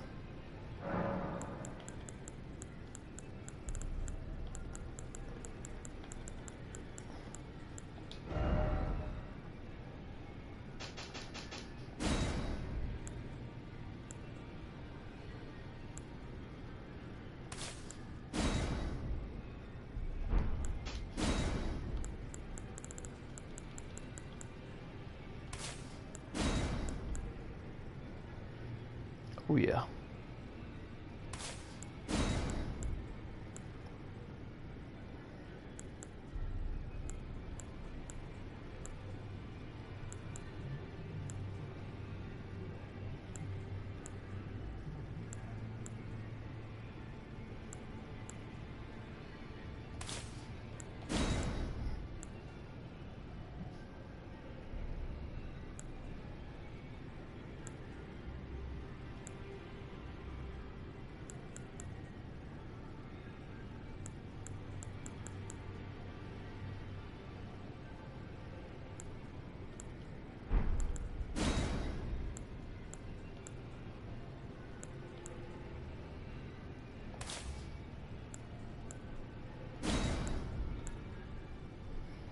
Oh, so good. Oh my gosh, what do I want to... That's really good though. I like this spell quite a bit. I mean, it's definitely good at those hard hitting enemies.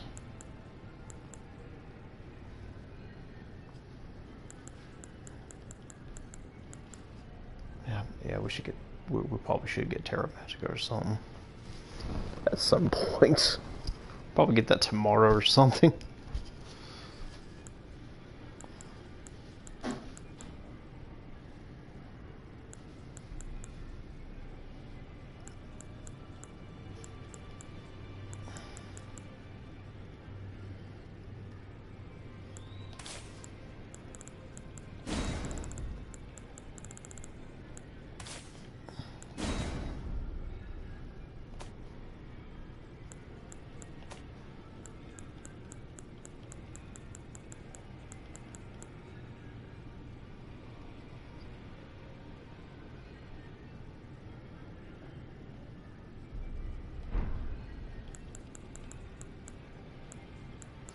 Yeah, I think it's gonna be my setup here.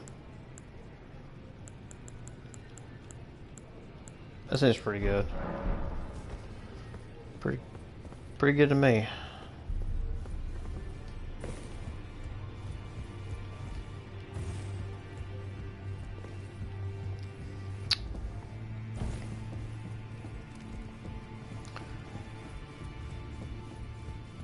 Let's get into let's check something real quick here. Always good to see you, son. Lately, of falling into, and I have an inkling it could spell trouble for you. So I just wanted to get the apology out of the way beforehand, Okay. since you're so scared. Oh. You rest here real quick and follow up with him.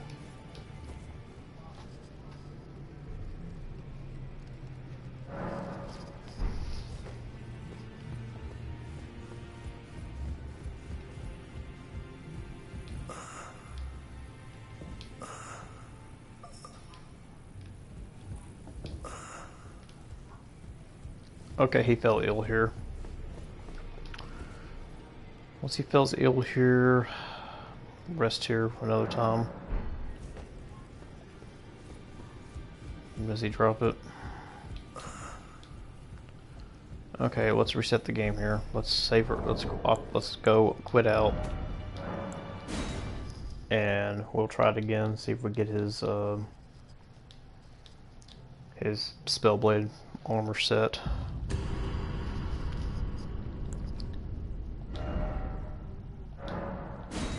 That would actually boost our sorcery by 2% for each piece we wear.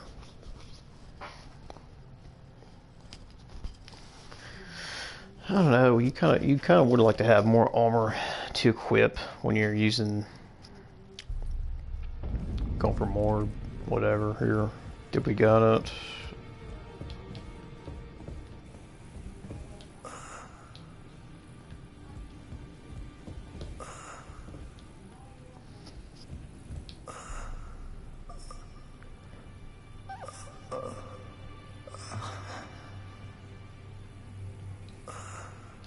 Yeah, he's sick. I don't think he drops the armor till, I don't know, like end of the game or something. Well, anyway,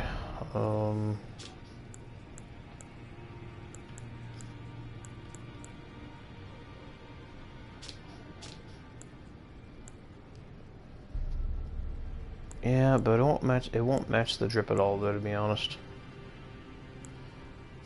I mean, if you're trying to have, like...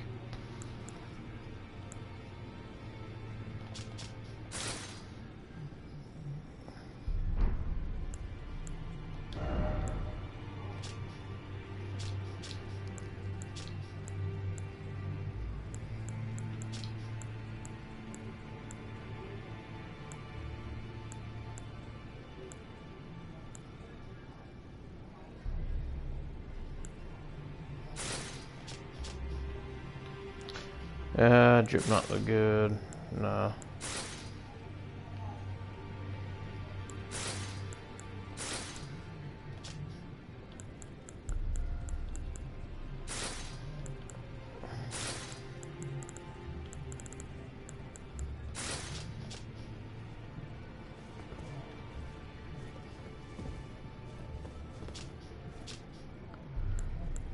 It won't look too good though, to be honest.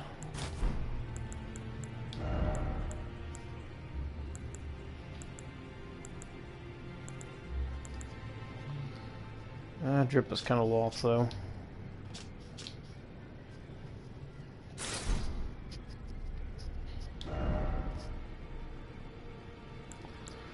So we got 38 poise.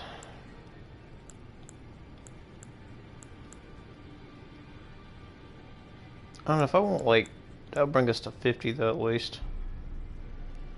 We might have to wear we might have to wear something funny as hell for boss fight if we want poise or something. I don't know. Which I kind of really don't want to wear something like that. We got 38 in total. 50 is just enough to stand against of a certain attack though.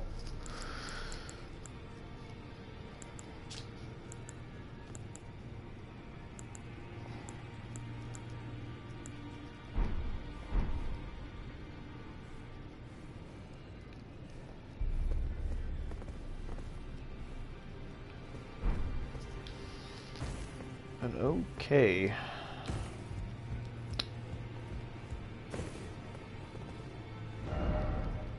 I like to stop at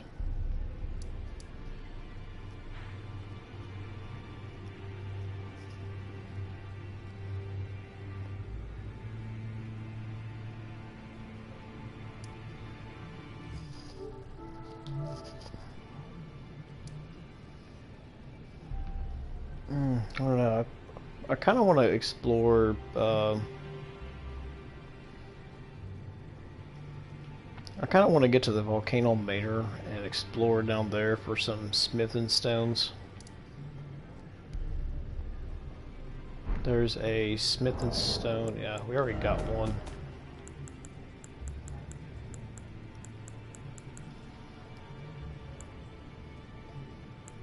We already got a 6. We can grab another 6 somewhere.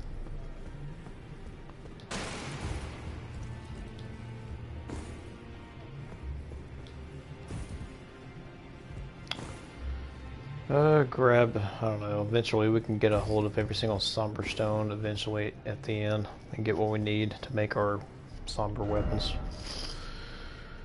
Once you get to, I don't know, that, make everything.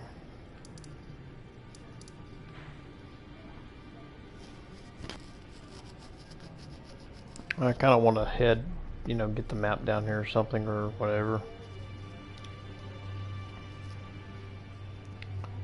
Explore the manor, get to the area, and I don't know, whatever we can think of. And well, I want to get Terra Magica though at least first before I do that. Get Terra Magica first, get here next. Look up some locations where I can find Smith and 6 stones at. And by far, you know. I need Smith and 6 stones, don't I?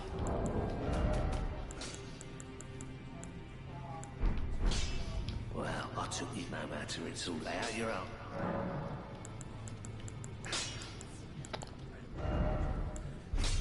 Yeah, I need some 6 stones.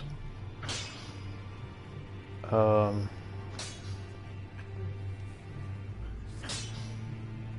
at plus 15 Claymore. It's pretty decent though.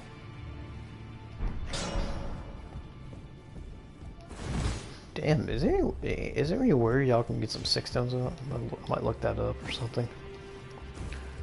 Where to grab stones of 6s at? I know they're everywhere in Lindale. The Royal Capital. It is in there. Get a bunch of 6s there, but you can get some at Cave or Gilmore. I think I missed a Somber 5 stone somewhere, but that's okay. I'm pretty sure we can get.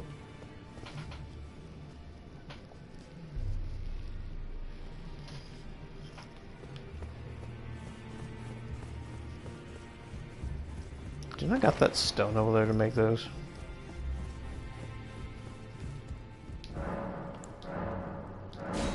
Yeah, I do. That will allow us to purchase 3 and 4s.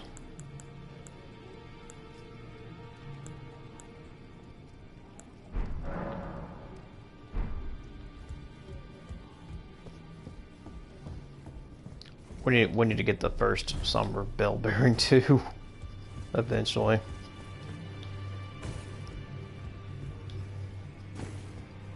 We'll eventually grab those or something, whatever.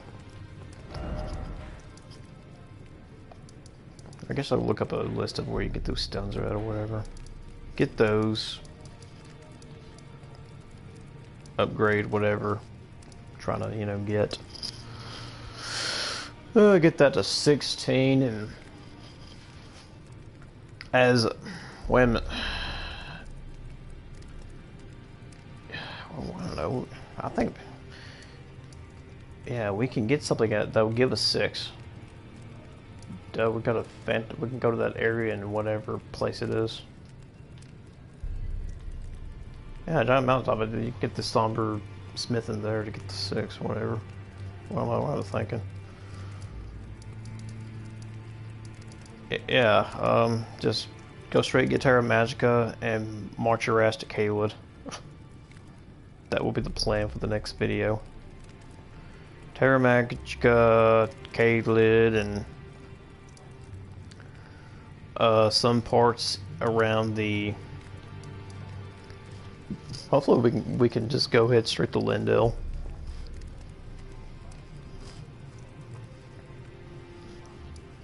Of course, we're gonna have to fight that big motherfucker.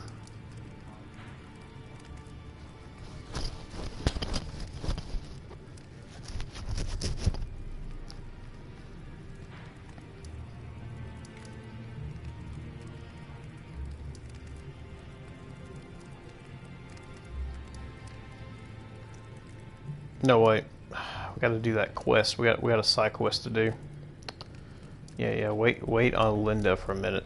Go and do the quest. Make sure we got enough of these keys. Yeah, we got enough. Yeah. Yeah, we're good. We got enough of that.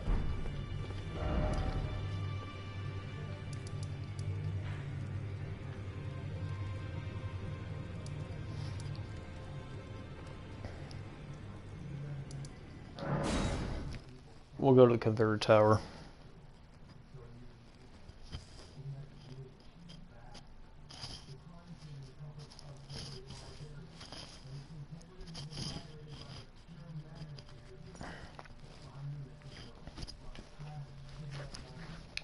Yeah, Ice Crag is gonna be so good. Once you get the hat of Ranni's, your frostbite damage will be increased.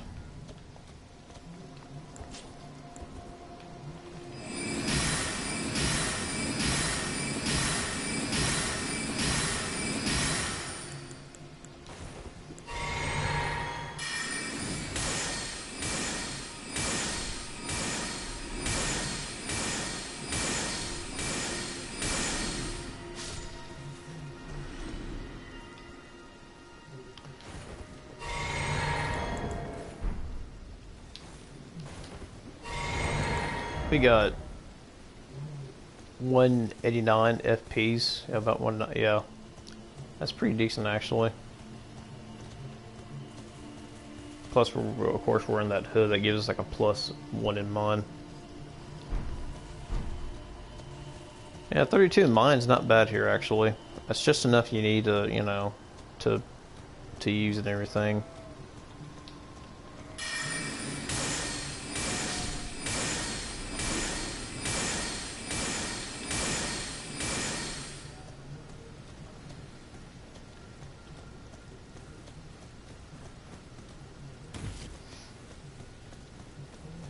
That's, yeah, Night Comet. We you know, at least that gives you enough to use Night Comet with. That's pretty good. And our sorcery skilling is at 203 compared to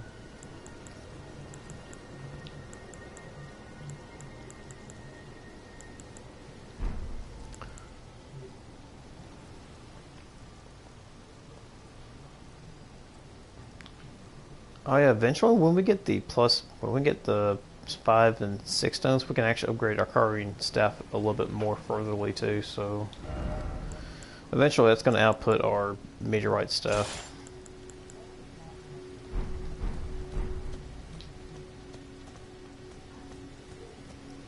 so the scaling off of this is going to be very high.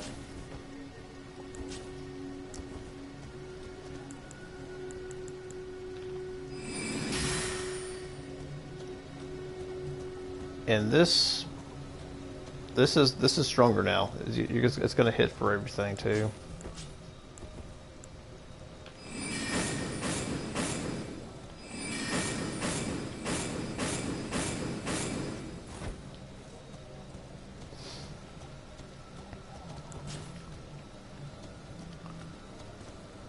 That's coming along pretty good. That's pretty good for 50 there. I'm thinking about adding some endurance too. Thinking about good 32 endurance. Maybe some. Yeah, I want to equip Blythe's armor set. I might edit out the. I might edit the cape out and go around with that with the Moonlight Greatsword or something. Yeah, I got some pretty good plans already.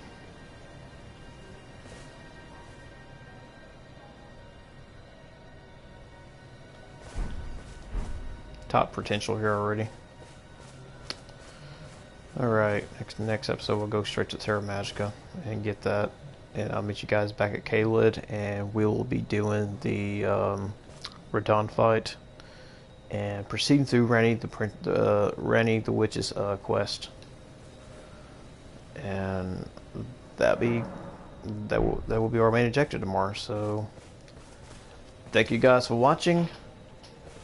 If you like today's video, today's live stream, give a like and hit that subscribe button while you're at it. And like always, Ichiban out.